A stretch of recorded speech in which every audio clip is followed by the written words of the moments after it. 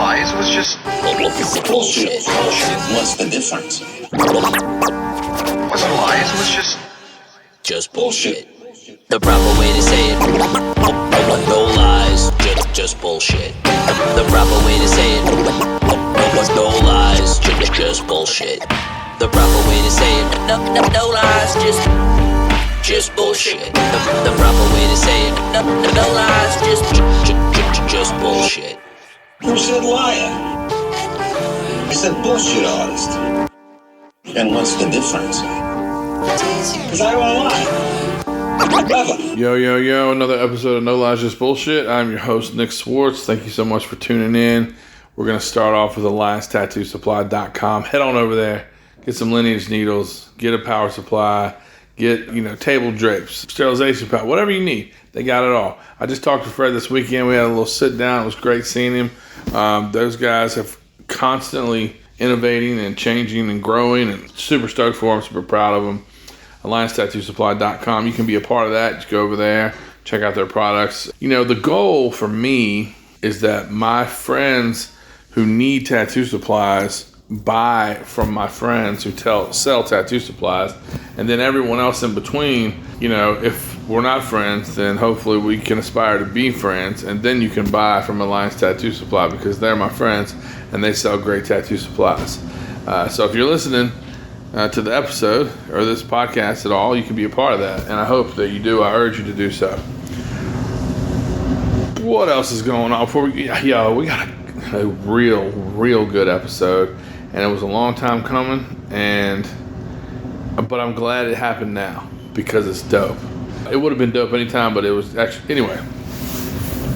Fresh off a trip to Norfolk, and Norfolk Tattoo Convention. I forgot. Invitational? I'm not sure what Crow calls it. Anyway, big thanks to JD Crow. Big thanks for Alliance Tattoo Supply. They held it down.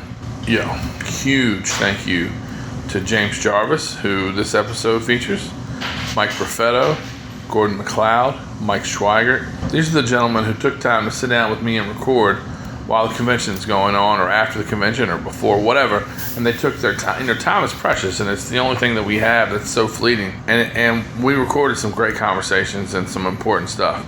So I want to thank all those folks. Big time thank yous. My man Jimmy P, Will, Lolly, and his girl Rachel, Josh and George Lane, Kylie Green. These are my people for just hanging out, kicking it all weekend. Sarah Porter and Jake for holding down the Alley Cat booth, and then Ireland, Joe, Trevor, Brian, Andrew for holding down Alley Cat Tattoo while we were out there. My buddy Mickey and his daughter Sophie and Flora, Mike Wilson, the Absolute Art Crew, the Saltwater Crew, Sean Anderson, Only You Tattoo Crew, Chad Chesko, Zach Blevins, and there's Joey Knuckles, Mark Bell, and Tate from Mainstream Tattoo. Just always that was around all weekend that we got to see and spend time with. It means a lot to me. It's like I do it 3 or 4 times a year where I go to these shows, and it's always lots of highs because of my friends, and so it feels good. And I'm sure I've forgotten. So Greg the Hoot, man, I always say this. It doesn't do me any good to even make a list, because even with making a list, I know I'm forgetting Chris Welk, my fucking boy, my homie. Sam Berenstain was in the house, and new friends and friends that that I don't know well, but we rub shoulders every year, and it's nice to see those folks too. So. But if I didn't name your name, it's not personal. I love you. So yeah, great weekend at Norfolk, and I hope everyone had a good a time as I did. Last year was kind of heavy. Brian Bruno had just passed, and my good friend Brian Gray passed while I was there. So this year was a lot more smiles and a lot more laughs, and I really enjoyed it. I missed Mario Odessa, I missed Juan Puente, but I'll see them sooner than later, hopefully. What else I got? Shando Rose coming to Alley Cat Tattoo near you. Actually, just the one Alley Cat Tattoo. But we're celebrating 25 years with the launch of a new mini convention called the Shenandoah Rose. It's going to be the first full weekend in August of 2026, the 7th, 8th, and 9th. And I've let a couple names go. Today I'm going to let another name go. And then some of you are going to be like, oh, shocking, that guy's there. And others you might be a little more surprised. But this week I'm going to mention Timothy Hoyer will be in the house, and this is my longtime friend and a great contributor and a great tattooer, and I saw him in Norfolk, and I forgot to mention him a couple of minutes ago, but a minute ago. But you know, he's sort of been an anchor to me and to Alley Cat, and somebody who has so much experience in the game. He's always been there to give me advice and help me along, and someone that I really consider a good friend. And he's as soon as the mention of an event came up, he's like, I am there. So yeah, we're gonna have, you know, it seems like 15 artists. It's gonna be probably closer to, I don't want to say maybe 18 artists, because I'm so fortunate to be surrounded by the best friends in the business. But we have the full roster. You know, we're gonna put out some promotional stuff and some video and audio and posters, and we'll send them to your shop and all that other stuff. But yeah, the Shenandoah Roast celebrating 25 years of Alley Cat Tattoo is very exciting to me. It's very near and dear to me. And if you are listening to this and you are a fan of the show, or a fan of tattoos, or a fan of my guests, or a tattooer, then you're within driving distance, or you can make it, I urge you to do so. It's going to be a celebration of tattoos. It's going to be a celebration of the great people who helped me do what I'm able to do, and I'm really looking forward to seeing everybody. I know it's a little ways away, so I'm just talking about it now so you have time to plan. Shenandoah Rose, August 2026. All right, episode, I want to say it's 387. James Jarvis. James actually put Brian Bruno in the game, and I've met James many times over the years, usually at Absolute Art, and I don't know why he hasn't been on my show before. He's always been a really nice guy, but it's definitely in more recent times that we've had an opportunity to talk. And in doing so, I realized what a great storyteller James is, how articulate he is, and how well he speaks. You know, I'm so stoked to have had this conversation. You know, this motherfucker loves tattoos. I mean, he loves tattoos. He is in it to win it. And he's been operating a shop for many, many years now. And he's a good tattooer. He's a good dude, and someone I'm proud to have on the show. And then I could have, you know, I say this occasionally, and I'll say it about every guest, but occasionally I have that guest where it's like, oh, we could do 10 episodes and we wouldn't run out of stuff to talk about. And that's James Jarvis. You know, 138 Tattoo is the name of his shop, but he's also, you know, family at Absolute Art, and now I consider him family. We had a great time together, and I hope you all enjoy it. It's No Lies, Just Bullshit. James Jarvis.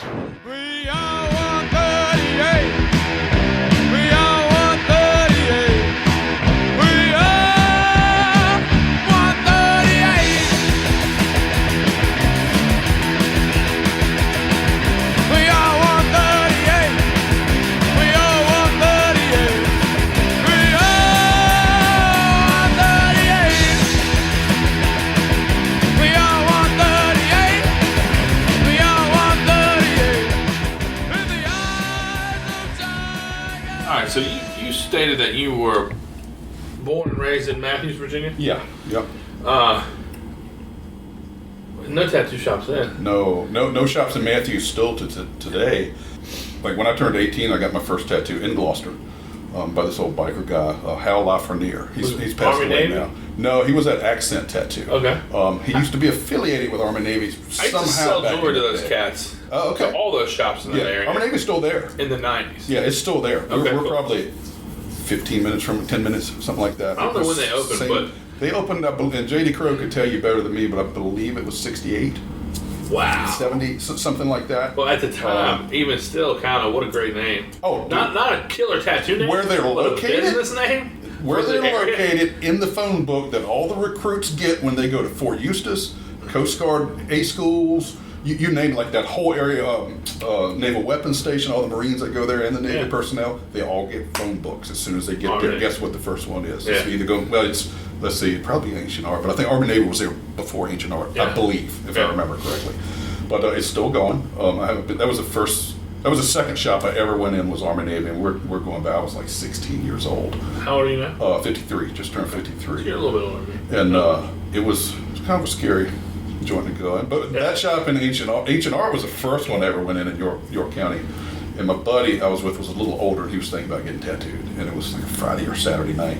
Fun punk kids, you know, and fucking walk in there, and there's nobody in the shop. Like, no tattooers, no people out front. And we're just looking at the flash and stuff, and then this dude walks out, man. He was probably like 400-pound guy. no shirt on, just a cut. Biker guy, big fucking beard, long hair that looked like it had hardly oil in it, you know what I mean? Chain wallet, the whole works, man. He was like, "Can I help you guys with something?" And my buddy, I was scared shitless, so I didn't say shit. Yeah. And my buddy was like, "I'm just looking around, man, thinking about getting tattooed." He said, "Well, you better hurry the fuck up, it's almost closing time, 8 o'clock we close." And I was like, "Let's get the fuck out of here." It scared the shit out of me, but with something about being scared like that, you're like, that's the coolest motherfucker I've ever seen, you know? Well, the confidence, you know. Dude, just came out and handled business, That's right? his domain. And that's how Hal was that tattooed me. I got tattooed on my 18th birthday, and then went and got a couple more tattoos right after that. Small shit, nothing big. But as soon as I got tattooed by that guy, I was like, this is the coolest cat I ever met. Being here is fucking cool. Like, there's something about being in this tattoo shop that's just cool. You know what I mean? Like, I got to get a taste of this. And I tried to get on with him at my third tattoo. I asked him about apprenticing, man. He was down for 10 grand cash. And I was like, shit. man, I ain't never seen 10 grand in cash. Well, that was unheard of even at the time. What was it, 92? This was 1990. 99. And people weren't buying apprenticeships then. no, but That was that's what he wanted, you know. And I was like, well, ain't no way I can do that. I've never made that much money in my life, you know. I've done construction work, dude. I just got out of high school. So I backed away from tattoos, getting tattooed for a little bit. Then I got tattooed in a trailer park one time, like. Traded a 20 gauge pump shotgun and a quarter ounce of weed for a tattoo. Water. Yeah, man. And then I heard about a new shop that opened up in town. It's called Abstract Art, and there was this girl working there. A couple people worked there, but it was this girl there. Like everybody was like, "You gotta go see this girl, cool biker chick."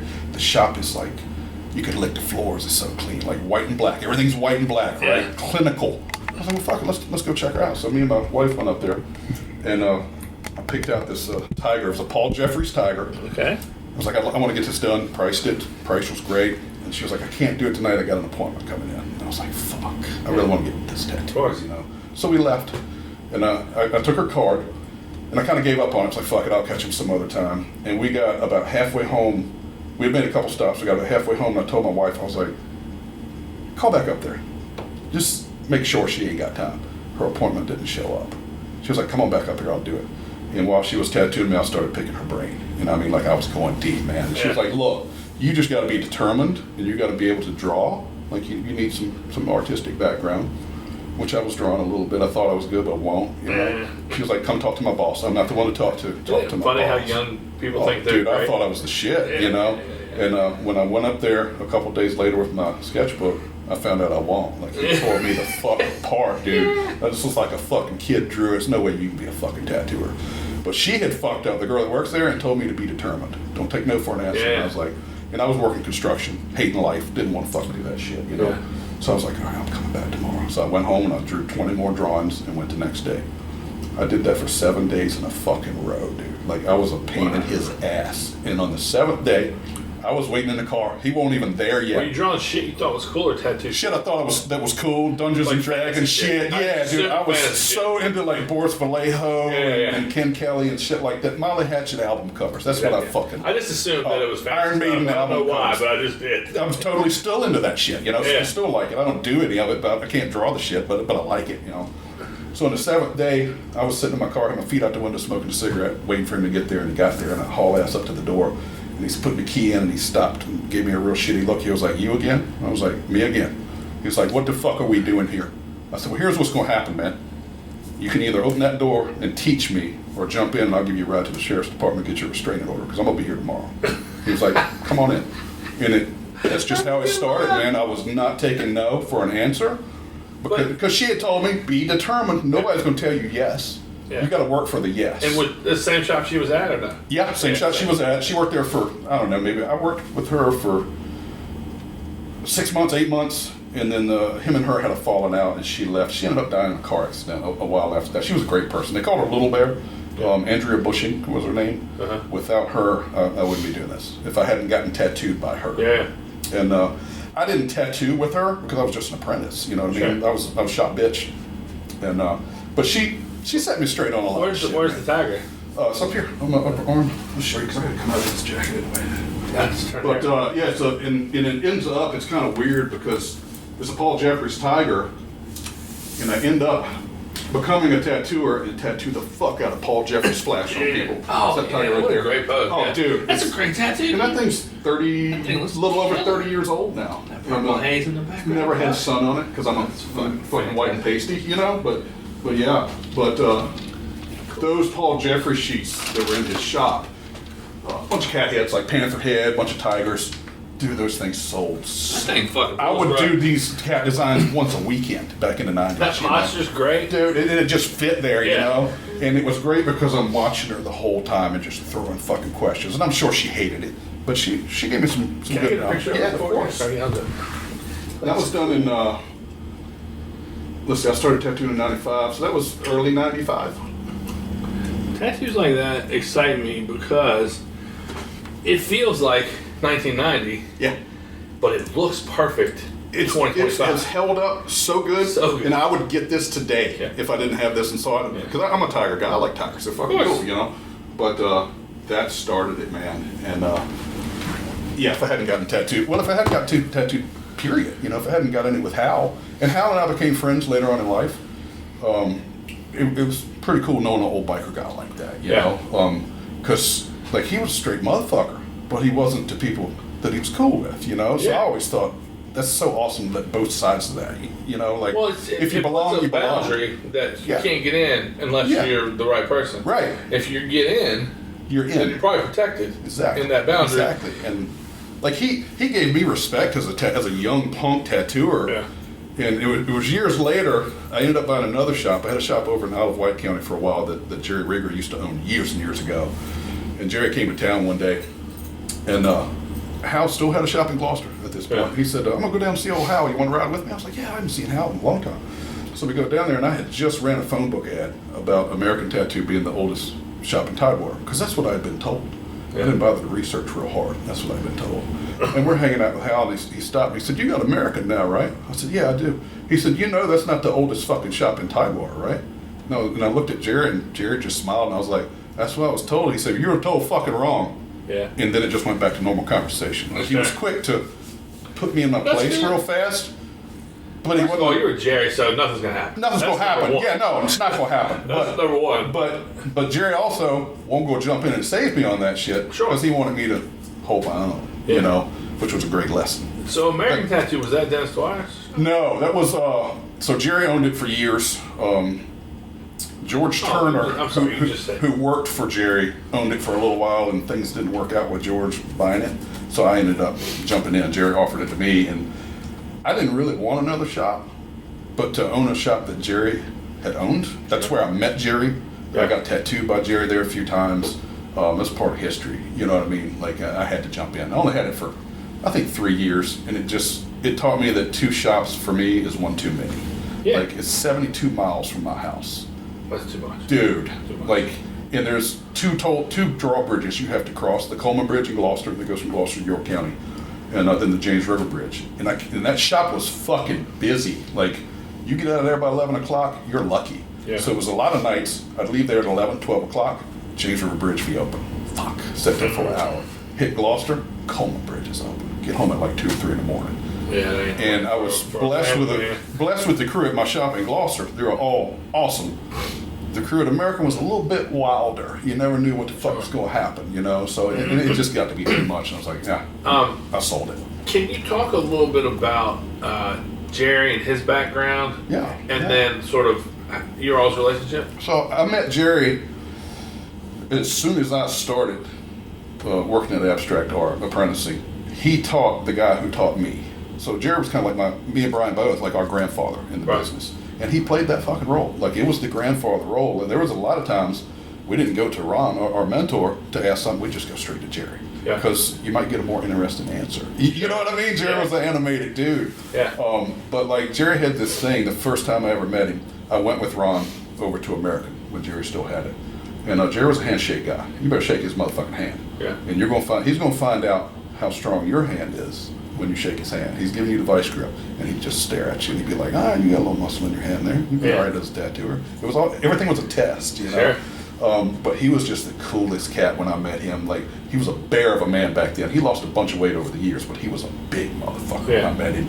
And just, like old biker shit on him and long ponytail, smoking 50 cigarettes an hour, you know, just like full of stories, man. Just that's the thing I still love the most about older tattooers. I'm gonna shut the fuck up. I want to hear you talk. I want to hear stories. And Jerry could spit stories, man. But he was a very no nonsense guy. The first time I got tattooed by him over there, one of the dudes that worked there, who was a real fuck up. They had the honor system for selling T-shirts, right? You sell a T-shirt, you put your money. They had a little refrigerator in the back room. You put your money in a box that's in the fridge. Jerry called it his cold cash. Yeah. Put it in there. And the day he was tattooing me, he said, "Hang on a second, James, I got to check something." He went, he opened the refrigerator, and I heard him go, "What the fuck?" And like he got loud. He got bigger when he got mad, you know. And he went out front, he yelled the dude's name, and he come back here and said, "Where the fuck's the T-shirt money? Ain't nothing in there." And he was like, "Oh, I borrowed that yesterday." He was like, "For what?" Went to the Cat, which is a titty bar dealer. He lived at the Cat. He's like, "So you fucking stole it. You didn't borrow it because you didn't ask me because it ain't your fucking money." And I watched that guy get thrown by the door. Threw him across the fucking shop. Wow. And he took this dude in, taught him to tattoo. He worked there for fucking years, loved him as a son. But you fucking stole my money. So I learned then, like, you don't fuck around with this dude. Like, this is real shit. Like, he gonna put you in a fucking corner if you fuck up. He gonna hug you if you do well, but he gonna put you in a corner, you know? Well, you probably could say, "Hey man, I'm gonna borrow." You probably didn't have to ask. You could probably say, "I'm gonna grab this T-shirt money for 2 days. I'll put it back. This is the amount." Now, if you told him it was to go to the titty bar, he might say, "Get your own fucking T-shirt money." Right. But if you just say, "Hey, I need $100. I grab T-shirt money. Get it back to me when you get it back to me." He was cool like that. But he would come to town. He was at American then for a while, and then some shit happened that we can't talk about. Okay. Like some old biker shit with another tattooer. Who I respect that guy too. I respect all older tattooers. Shit got weird. It's biker shit, and you're a civilian. You can't really comment. You can't get into it. It was that shit's got its own. I say it was biker rules. Shit. They were both bikers. It was tattoo shit. Okay. But it was worse because they were both biker dudes. Because you don't know. And that overlap, you know, is something I'm grateful I never dealt with. Dude, I never gave a fuck about a motorcycle. It was weird because that tattooer is a very well respected guy in our area, and I respect the shit out of that guy, but I couldn't get involved, which it don't apply to me. I got nothing to do with it. But your allegiance is with Jerry regardless. 100%. But you can't get out in there. Right. So Jerry knows it too. We just shut up, and he'd tell you enough so you know what was up, but you didn't need to know all of it. So he left the area. He went back out west, Illinois, Kentucky area. But he'd come to town. He only trusted his accountant that he had always used. So tax time every year, he'd come to town. Yeah. His girlfriend, well, he ended up marrying her later, I think. Her parents still lived in Smithfield, so he'd come to town 3-4 times a year. Yeah. And when he would, he'd come to the shop, you know, to hang out. And that was, oh, dude, that was the coolest shit I ever hang out with Jerry. But it always seemed like when he came, I was tattooing, and he'd come stand over my shoulder and just watch. And I'm like, fuck, like sweating, man. That's when when you stop to talk, you sort of cover the tattoo. Oh, yeah, a lot of ointment, you know, cut your light off or whatever. But he dropped knowledge on you, you know. And he leaned down, he was like, using a 3-liner? I was like, yeah. Quit using fucking 3-liners. Use a 7. You don't need to use 3 yet. Get to 7 down. Then your 3s will look better. Yeah. Oh, all right, you know. But shit to help you. But he'd call it straight, you know. Sure. So he'd come to town a bunch of times a year, and I grew really close with him. Brian grew really close with him, and that's no slight against our mentor because he was a good fucking dude. Like he taught us a lot. But with Jerry, it was just like the grandpa effect, you know, like fucking Vietnam vet, rode a fucking bike club for 30 fucking years. Yeah. Like, to hear those stories, man, just... Man, unfortunately, I met him a handful of times, but I did not know him. Cool cat, you know, and like we were talking in the hallway, I know Brian got told several years ago by an older tattooer who was talking about Jerry, he said, "Man, you really love that old dude, don't you?" He was like, "Fuck yeah, I did." It was like a dad to me. He's like, "I'm glad you didn't know him when he was real young." You know what I mean? But we all change as we get older, you know? So who knows what that was like. 70s, also, 80s. Brian wasn't passing out love compliments. Right. Brian wasn't the guy to say I loved everybody. No, not at all. You know not at all. If he loved you, you knew it. You knew it. And if he didn't, you wouldn't know him. He didn't talk to you. He just don't, and I like that in a person. And Jerry was kind of that way. But Jerry believed in giving everybody a free shake. You know, he's going to give you a chance to see who you are. And he kind of became a confidant to me right around the time I left Abstract to do my own thing. Because we talked every night on the phone. He's like, "You found a place yet?" And I was like, "No, ain't found nothing yet." "Well, you ain't looking hard enough, motherfucker. Get out there and look again." Yeah. And finally he asked me one night, he said, he knew I found the place. And he was like, "Have you talked to the guy that was teaching me that I was working for, you talk to him yet? You tell him what's up? I was like, no. He said, how come? I said, Jerry, I'm afraid I'm gonna fail. I'm afraid I'm gonna fucking fall. He said, yeah, well, you might. And if you do, get the fuck up, brush your ass off, and go do something else. Yeah. And I was like, bet. And the next day I quit. Like, I had to do it. Like, I can't disappoint Jerry, right? Yeah. It was all kinds of circumstances that led to me leaving there. But, how old do you think you were, roughly? When I opened the shop? When Jerry said that to you? Oh, God. I was 30 years old.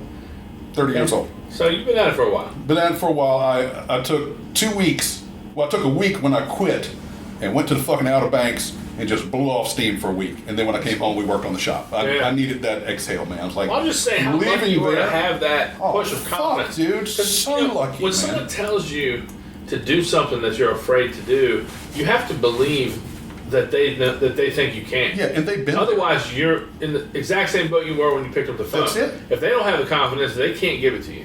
And I learned from him with that was sometimes you just got to fucking jump. Pinch your nose, jump. Yeah. You might land good. No, you might not. Get the fuck up and jump again. This it's a small risk, small reward. It's kind of what it boils down to. Take the chance. You might win big. If not, most of the time it's going to be your fault. Well, that's what I was going to say. This business has taught me so much about being dependable only to myself. Yeah. And while I can count on my guys, if something comes up, the buck stops with me. It's on you. And if they got to go, then unfortunately they got to go. And I don't mean like if I fire somebody. Right. I mean, Andrew and I have been together for so long. Yeah. I met him when I was 15, and I'm 47, and he's worked at Alley Cat. If he left for about 2 years. If he hadn't left for 2 years, he'd be a 24-year guy. Yeah. But at one point, he left, and then he came back when I took over, and he was with me for 10 years, and then he talked about leaving again. And it devastated me for about 3 days. Yeah. And then I woke up, and I just said, I cannot pin my future on this man. Another person. It's not fair to him. No. Much less, it's a false sense of confidence for me. It is the worst part of owning your shop. Yeah. Look, the very first day when Ron agreed to apprentice me, I hung out that day. We didn't really do shit. We just kind of talked. He said, tomorrow, I want you to bring a spiral notebook and a black Sharpie. I said, okay. So I get there the next day. He said, open your notebook. I want you to write something on the inside cover as big as you can. I'm going to give you 2 rules to tattooing. I said, all right. He said, number 1, you can always put more in. You can never take any out. Yeah. Solid advice. That still rings in my head because it's fucking true. Number 2, there's no such thing as loyalty. Oh, wow. Let that sink in. I disagree. I did too. It should say loyalty is fleeting, okay? Sure. Yeah. Because, and he was talking about customers, and he's talking about people that work in your shop, okay? So if you're my customer, and I've been tattooing you for 30 fucking years, I ain't going nowhere but to James. We're solid homies, right? Hell, we probably had Thanksgiving together at this point. Let your brother open a tattoo shop. Or let your daughter's husband open a shop. Your friends say, let's do this on a whim. That's shit.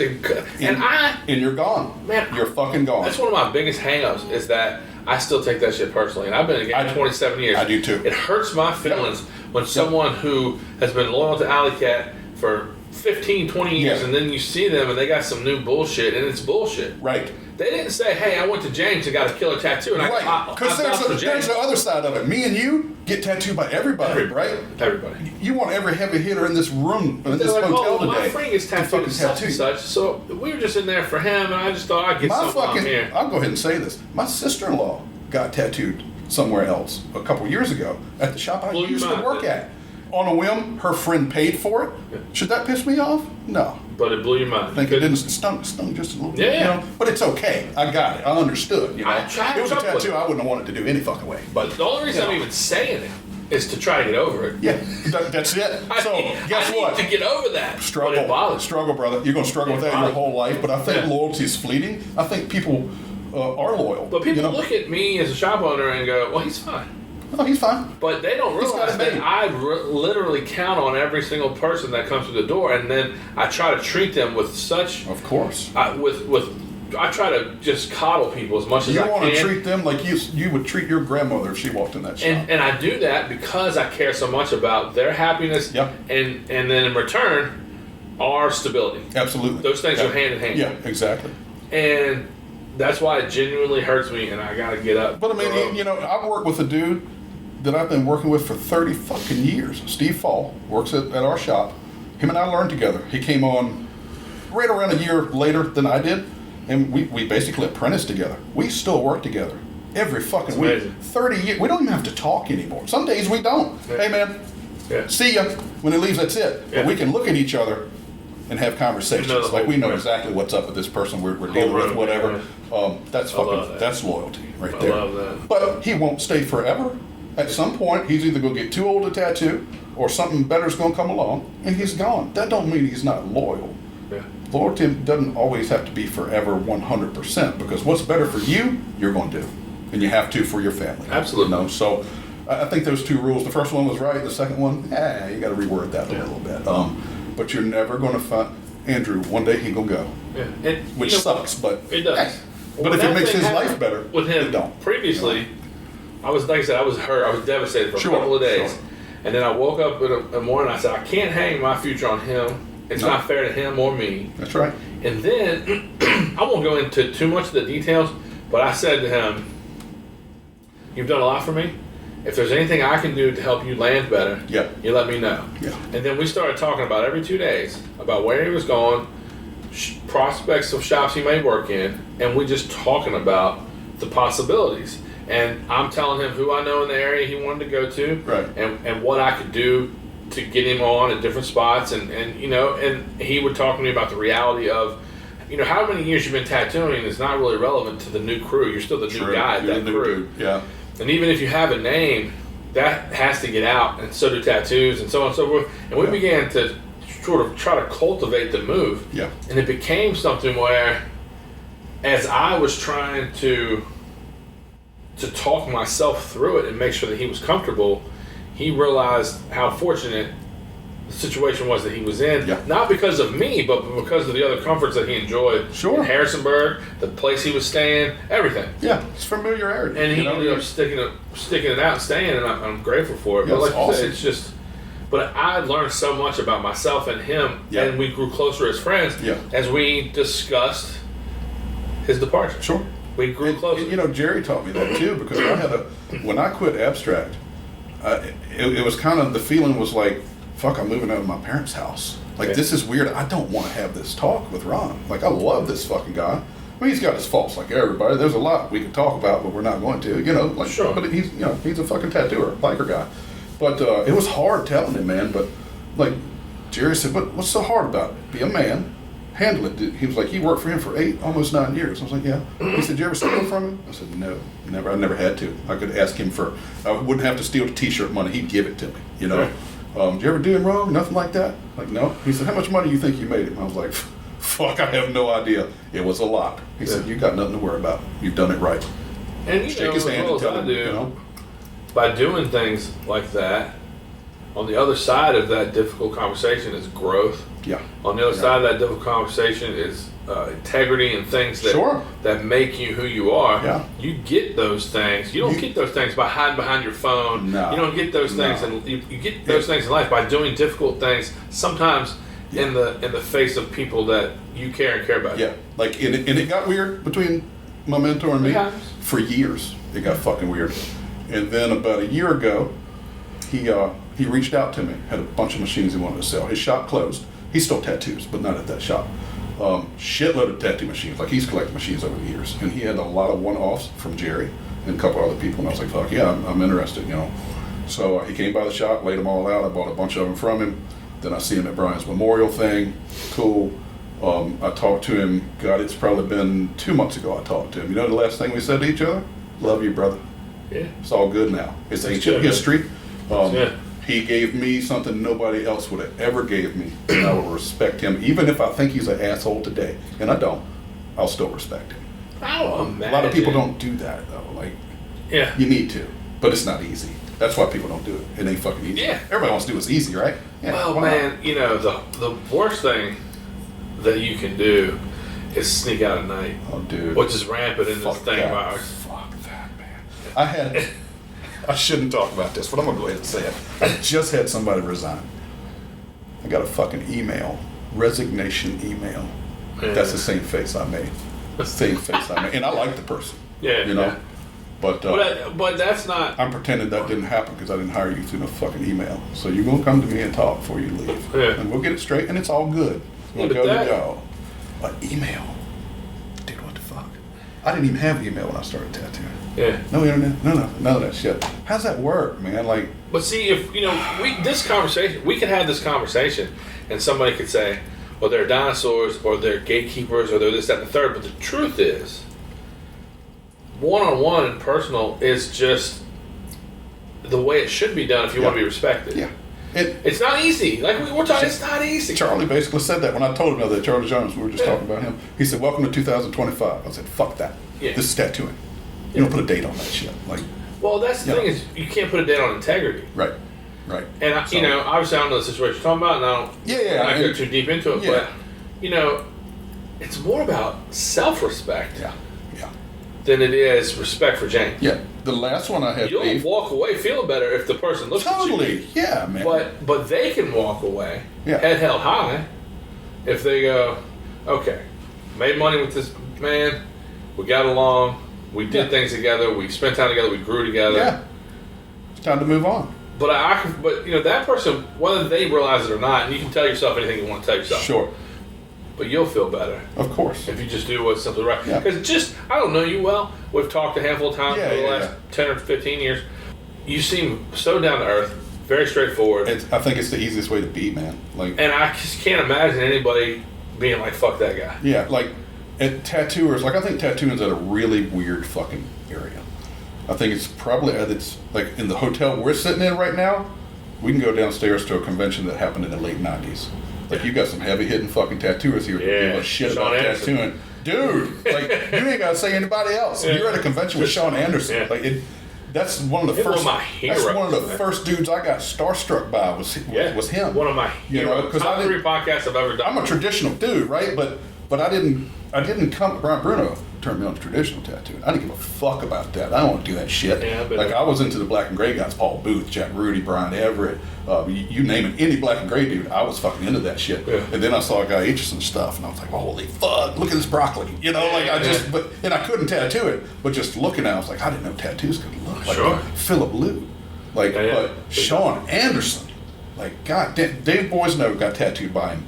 It's been a handful of years ago. It's and he told me, he said, I'm getting tattooed by Sean Anderson. I said, I hope you get a fucking chrysanthemum. You know what he got? Dave's life. Chrysanthemum. Yeah. What else? Why would you want to get anything else? It's orange, yellow, and blue. Fuck. It's so cool. And there's no crazy fucking 14-liner built up. No, it's just a fucking tattoo. It's a beautiful tattoo, though. But man, it's got class. Like, his shit's got class. I spent time with him last night. I spent time with him today. I geeked the fuck out. He and I messaged each other for years. Yeah. Until we finally got it tuned in to do the podcast. Yeah. And the opening, like the podcast, I don't know if you listened to it or not, but the story I heard. Was me telling him a story of 19-year-old me, not in the business yet, looking at him in Richmond and his setup and his style. Did he have the big speakers back then? And the speakers dude. And the Hendrix. Yeah. And then, you've also got like Bugs London, and Joe Capriano, he tattooed my wife years ago. And Brian Everett standing around him. Dude. And looking at his shit like they came, and they're all fucking murderers. Kat, man, I haven't heard that name in fucking years. The very first convention I ever went to, I hadn't even tattooed yet, but I was with Ron, my mentor, and we went, and I had seen Kat's work, like, fucking dude, he tattooed. He's a rough looking black dude. I was watching him tattoo, and I leaned over to Ron, I said, why has he got his rubber bands wrapped around his contact screw? And he looked, he said, he forgot to pull them down. Because he kept looking at his machine like, he was spitting a little bit, you know? He said, tell him. I was like, no, I ain't telling him shit. He said, tell him. And I was like, Cap. He said, what's up? I said, your rubber bands. And he looked at his machine, and he went, good fucking eye. And dropped them down and kept tattooing. And he looked at me and winked. And I was like, that's kind of cool. Dope. It's kind of cool, you know, yeah. But I didn't have the balls to do it until Ron was like, no, you got to fucking tell him. He'll like that. And he fucking did, you know. Cap was incredible. Like, walking around the Richmond show, so that would have been 1995. And you got all those dudes you just listed, Paul Booth, Guy Aitchison, but you had dudes like Buffalo Bill. You had fucking bikers there, man. Mike Skyver, of course, was in there. It was scary to me. Eason was just looming. Dude, I got the best Billy Eason story that involves me and Brian Bruno. Hell yeah. The first Richmond show I ever worked. The first Richmond show I was ever going to work. Ended up not working. So we get a phone call at Abstract. Brian had just started apprenticing, right? And this was George Turner that owned American before I did. Bought it from Jerry. He said, hey man, I got a booth at the Richmond show this year, and the person from here that was going to go with me can't make it. Any of your guys want to go? And Ron said, any of y'all want to work the Richmond show? And it was only me and Steve, because Brian wasn't tattooing. I said, I do. Like, I jumped, I bailed over on that shit. I want it. He was like, you're in then. George said, you can come work it. Fuck, I'm a rock star. Like, this is going to be fucking awesome, Well, right? that's the big show. Dude, that was the big show then. You know, so, of course, I take a week and pack my fucking box, unpack it, repack it, got everything I need. Well, ends up, I got 4 fucking toolboxes. I'm bringing the whole shop with me, right? So I'm like, Brian, you're going with us. Well, what am I going to do? I was like, you're carrying my shit. I can't carry all this in by myself. He was the shop bitch at that time, right? Yeah. So me and Brian were both fat dudes with goatees back then, right? Yeah. We looked quite a bit alike, you know. Brian was way bigger than he was, you know, recently or whatever.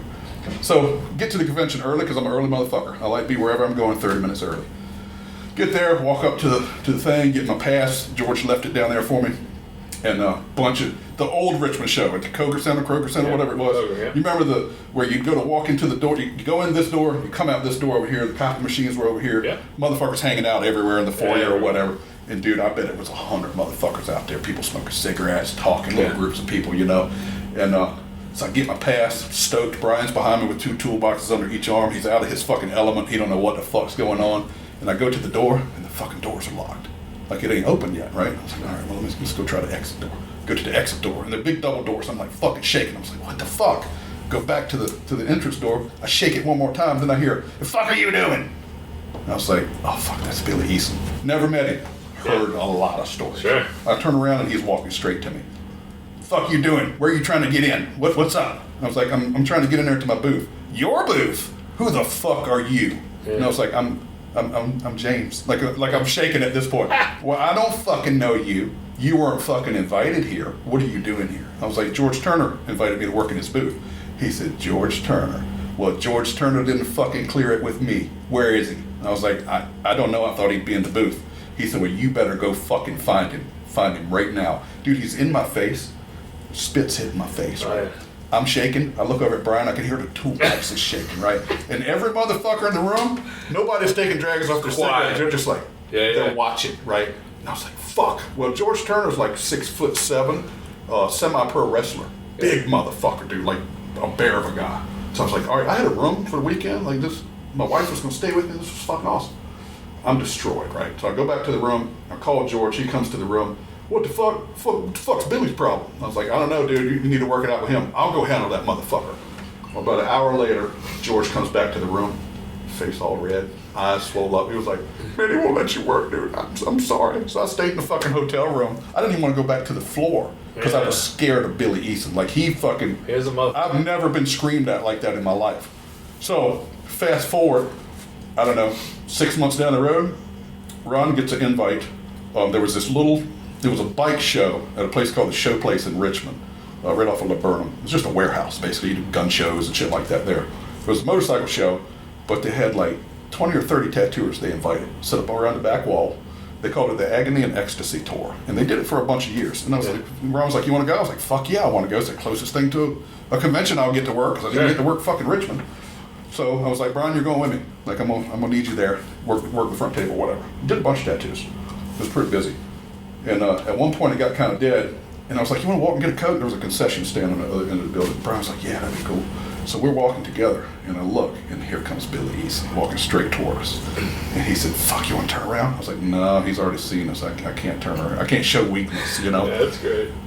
Well, since we look so much alike, Billy thought I was Brian and Brian was me. Yeah. So we get walking to him, and I was like, here we go. I'm going to make the first move. I was like, what's up, Billy? How you doing? He said, hey, man, good to see you. And Brian said, hey, Billy. And Billy just said, ah! Just kept on fucking walking, dude. It was that way for the longest fucking time. He thought Brian was me. That's and he great. fucking hated me for a while. But we patched it up. Me and Billy were good to go in the end. When I opened the shop, I called Jared. I was like, hey, who's a good neon guy? I need some neons. Call Billy, or call the Bull. He always called it the Bull. Yeah. Call the Bull. And I was like, fuck, I don't really want to. He was like, stop being a pussy, call the fucking Bull. I was like, all right, I'll call the fucking Bull. So Billy was like that. So I had to go to his shop in Richmond, right? He was like, you come get me, I'll take you to the guy's house. And I was like, I ain't doing this alone. Guess who's coming with me? Brian. Get the truck, Brian. So he comes with me. We go to Capitol. He's got Capitol open at this time. gives me the grand fucking tour and everything. Brian's with me. And we walk out and we're going to the truck. We're driving my wife's SUV. And Brian puts his hand on the back door. Billy's getting up front and I'm driving. And Billy said, "You fucking stay here. You don't need to go with us. Sit on that bench right there. We'll be back in an hour." And Brian just looked at me and smiled. And I was like, fuck, dude. Like, that's hilarious. There's so many times with Billy Easton and Brian in the same fucking room. But, yeah, man. But back to Jerry. It was just, Jerry turned me on to the respect thing in tattooing. Because, I mean, he'd basically tell you better act right. You go in here, you better fucking act right, you know. And but he was very nurturing, very no nonsense, but very nurturing, and give you the world if you just asked for it, if you deserved it. Yeah. That's just how he was, man. Always, you know, he'd call and be like, "Hey, you ever tried so and so's pigment? I'll give him a try. Good shit, you know." Yeah. And he wasn't the end all be all tattooer, but he knew good tattoos from bad tattoos, you know. Brian talked to me about him some, but it was he didn't tell a ton of stories. Yeah. Until he died, he told me some stories, but his reverence for Jerry was clear. Yes. He was just like, you know, Jerry's. He's the old man. The like guy, he was the dude to us, man. And so when Jerry was pretty sick, he came to Richmond and came to an Absolute Art party. Yeah. And just sort of sat around in Bryan Station a little while. And I hung around a little bit, but I don't know if you remember, I was usually cooking at those parties. Oh, I remember. And damn right I remember. Yeah, hell yeah. And Brian came over to me. He came out back and he was like, "Hey, can you help me move some people and move some shit? I'm going to take Jerry home." Yeah. And I was like, "You going to take him home in that fucking pussy little Golf, or you want to take him in a Cadillac?" And he went, "Give me the keys." Yeah, hell so yeah. I had a really nice DTS at the time. And I was like, "Put the old man in the caddy and take him nice. back." You know? Hell yeah. And Brian had a big grin on his face, and it made me feel good. It probably wasn't that big a deal. But Jerry liked nice cars, too, though. Yeah. He was weak for cars. Yeah. He liked, like, old T-buckets. And of course, he had bikes and all that shit, too, you know. But Mustang and shit like that. Yeah. Jerry loved cars, man. But he had such a colorful life, dude. Like, probably the best times I had with Jerry were, like, road trips, like to the Atlanta show or something like that. 10 hours there, 10 hours back. You ain't got to say a word. He'll do all the fucking talking and you'll hear some shit, man. Like, and he did everything. Like, we're going down the road, coming home from Atlanta, I'll never forget it, and this fucking tractor trailer, like, blows past us, and it was a J.B. Hunt truck. Yeah. And I was like, "J.B. Hunt?" You know, we talked about that. He's like, "Yeah, I used to work for J.B. Hunt. I was a mechanic there for about 6 months." I was like, "God damn, what ain't you done, dude?" Yeah. You know, and he was just one of those dudes that just tried it all, you know. But he got into tattooing because he went to a fucking tattoo shop, Doc King's tattoo shop in Rockford, Illinois. And the old man had fallen. They'd had a bad winter, a lot of ice, and he had slipped on the sidewalk or something, fallen and broke his wrist, right? Yeah. And Jerry was interested in learning to tattoo. And the guy was like, "Well, you help me out here, because I can't do a whole lot. I'll show you some stuff." So he jumped in with Doc King, and I guess did a couple small tattoos, because the dude couldn't tattoo. And ended up learning from him. Wow. It was kind of cool, yeah. Real cool. Which, of course, I never met that guy. He passed away probably right around the time I was born, but like Jerry got tattooed by Sailor Jerry. Like he'd been around, man. He'd been around. I never heard anybody say anything bad about him. Because he had a foot in the biker world, I'm sure there's moments, you know? Absolutely, man. But I mean, which one of us when we were young punks didn't do some dumb shit, you know? So, no, he seemed to, I think people for the most part respected him. And that's, between him and Ron, the guy that Brian and I learned from, you're going to learn respect, because that was Ron's thing. You will fucking respect people. You won't make us look bad, because you never make you look bad. Yeah. You make the shop look bad, you know. With a strict policy in that shop, you do not talk shit about other tattoo shops. Yeah. You don't mention other tattoo shops unless people ask you where they are or something like that. No matter what you think. When it's just us in here, I don't know. Yeah, if it's just us in here, we'll talk shit, you know, whatever. Of course, but that's like, you don't give any tattooers a bad image. You don't do that, because we're all together. That's why we don't sit on this podcast and complain. Yeah. And what's the point, man? We uplift this we thing. We want to be miserable motherfuckers. There's a lot we could bitch about right now. Yeah, there is. But there's also a guy out here fucking digging a ditch. Yeah. Who really wants a barbed wire armband. Who says to himself, "What the fuck do they have to complain?" Yeah, I'm going to take half my rent money and go get that shit. And so, that's why I don't allow folks to come on here and complain. Absolutely not. While you can have a gripe about anything you do for a living, and most folks do, it's not, the public don't need to hear about that shit, because we need to show humility and how much we appreciate the position that we're in. Yeah, I think tattooing's in a great place and a bad place. You know, it depends on who we're talking about. But I read an article, it's probably been almost 10 years ago now. I wish I could remember. It was a tattooer that wrote it. And he was talking about how we're all bitching about tattooing being so fucked up, right? Yeah. And he wasn't wrong with the things he was saying. There's some things that gotten kind of fucked up. He said, but we're alive at a time where you could go get tattooed by Horiyoshi if you want to. You can go get tattooed by Philip Liu, Sean Anderson, you know, It's attainable. the usual suspects. Ed Hardy was still tattooing at that time. And don't even mention the dudes fucking that are in that same fucking Blackheart. Come on, man. Yeah. Like, you're alive at a time. Fucking absolutely not. Dude, you're alive at a time where all those dudes can tattoo you if you want it, and you can learn from them. Just ask it the right way. Yep. Be Come respectful. on, man. Now, you can go on YouTube and learn shit. You can do it. Be smart. Be But respectful. be smart and ask the right questions. Get tattooed. You'll learn. You know, You're fucking stupid if you don't. being in Harrisonburg for 25 years, inevitably people would say, who should I get tattooed by in Richmond? Yeah. And I would say, believe it or not, two of the greatest tattooers living are in the same fucking building in Richmond. Their names are Brian Bruno and Timothy Hoyer. There you go. You can go get There you tattooed go. by those motherfuckers, and all you have to do is plan it. And how crazy is it? They end up working in the same fucking building together. When it was Timothy Hoyer, and I'll say this to Timothy, I would have said it to Brian, and he would agree. It was him that lit the fire. Like, he already had a little spark going on, but when he got tattooed by Timothy, dude, Yeah. and it didn't just change him, it changed me. Probably Steve that worked there with us. Sure. It was just fucking inspiring, and it wasn't even just the tattoos. Like, Brian learned a few pigment mixing tricks from Timothy. Went over there and mixed pigment with him. And he was like, you know what he had on the fucking workbench? Like, under the blenders? I was like, what's that? He was like, awards from these fucking, like a bike show or something where you won a plaque for second. Yeah. Or maybe it was best color, you know, whatever. Covered in fucking ink. He can give a fuck about Andrew that. has He tons don't of care awards. about He used that. to always think it was funny to hang them all in the bathroom. Yeah, And exactly. he Like, put his trophies in the like, I bathroom. mean, I just thought it was funny. when you're a young tattooer, I'm sure that's an ego stroke, right? Yeah. Makes you feel good or whatever, but your reward is getting a handshake and a smile when they look in the fucking mirror, and then they tell their homie go get tattooed by them. That's reward enough, right? So- Reward, that shit. That's just, and you know they do it, still do it at conventions, and that's cool that they do it. Sure. You know, but some people just want to hear their name called. You know what I mean? And whatever. That's People cool are too. salivating to hear their name Yeah, called. man. But Yeah. That ain't Like what it's I about. judged a couple contests with Jerry years ago, and that was some of the most fun I had at conventions. Yeah. Was judging fucking tattoo contests. Well, I'm sure the panel of judges just had some great Oh, laughs. dude, and fucking Jerry, like, you know, you're sitting up there on the stage or whatever, and I'd always sit by him, and a lady would come around. She was like, you guys want some water? Can I get you anything? I'm like, yeah, we'll take some water, thank you. And Jerry was like, yeah, we'll take a cheese board. And you got, like, sharp cheddar? We want some sharp cheddar. Bring us some fucking toothpicks so we can stick it in there. We don't want to get that shit on our fingers. And 10 minutes later, here comes a fucking cheese platter, dude. That's I'm like, great. damn, I would have never, I love cheese, but I would have never asked for that shit, you know? He didn't give a fuck. He'd ask for it. But shit like that is fun, man. And it makes you feel, as a young tattooer, it makes you feel like you belong. Like, I'm sitting up here with a bunch of guys that I idolize. And whoever else, yeah. Yeah, man, it's wild, but To the Timothy Bryan thing, I did a podcast with the two of them once, and I'm sure you've listened to it. And if you folks haven't listened to it, they both get loose. Oh, yeah. There was a lot of drinking in that room that night. yeah.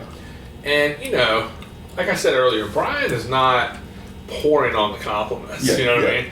But he very much acknowledges what Timothy had meant to him. Yeah. And Timothy very gracefully returns the hey, look what you've done with Right. it kind of thing. Yeah. And it's incredible. But I had a moment of discovery in that room because I did not know that Brian found Timothy through a fucking magazine. Yeah.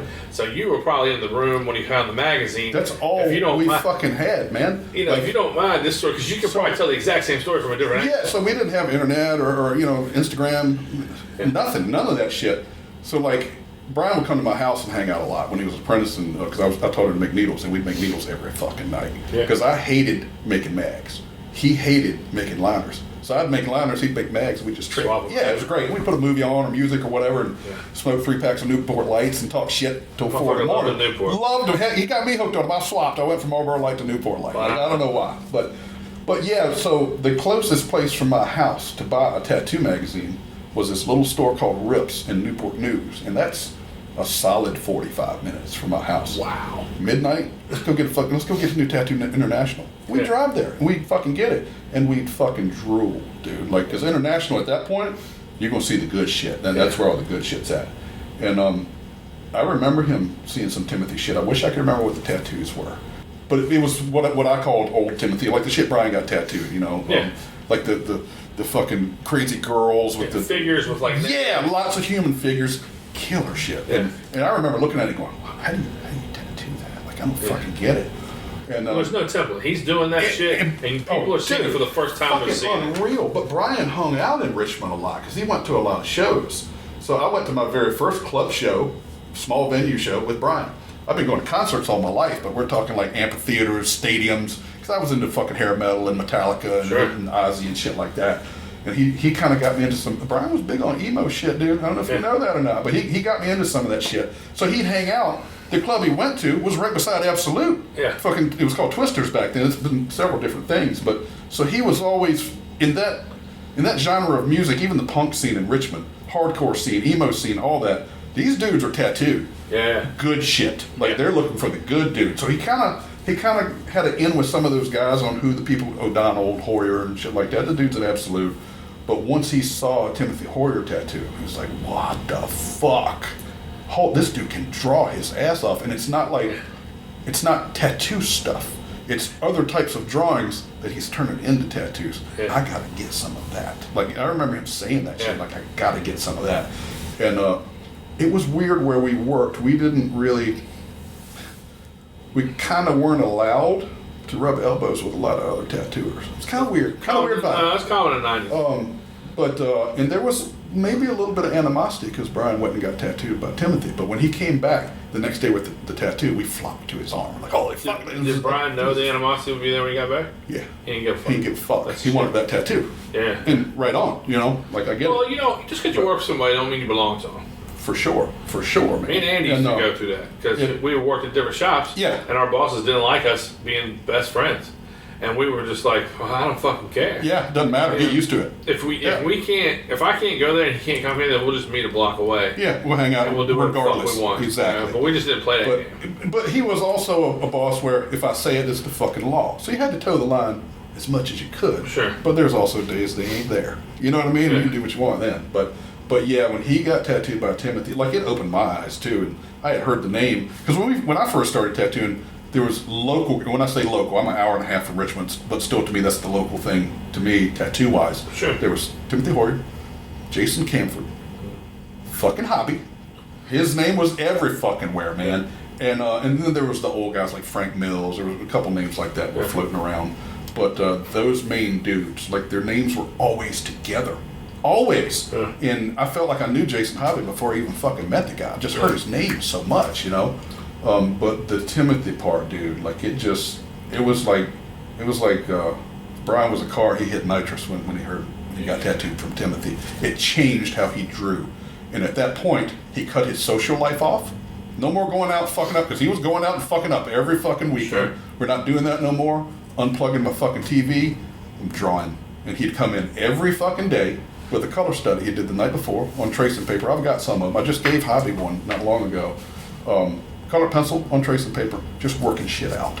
And he'd go home the next night, maybe he'd do that one again or just do a different one, and it never fucking stopped. It grew and it grew and it grew and it grew.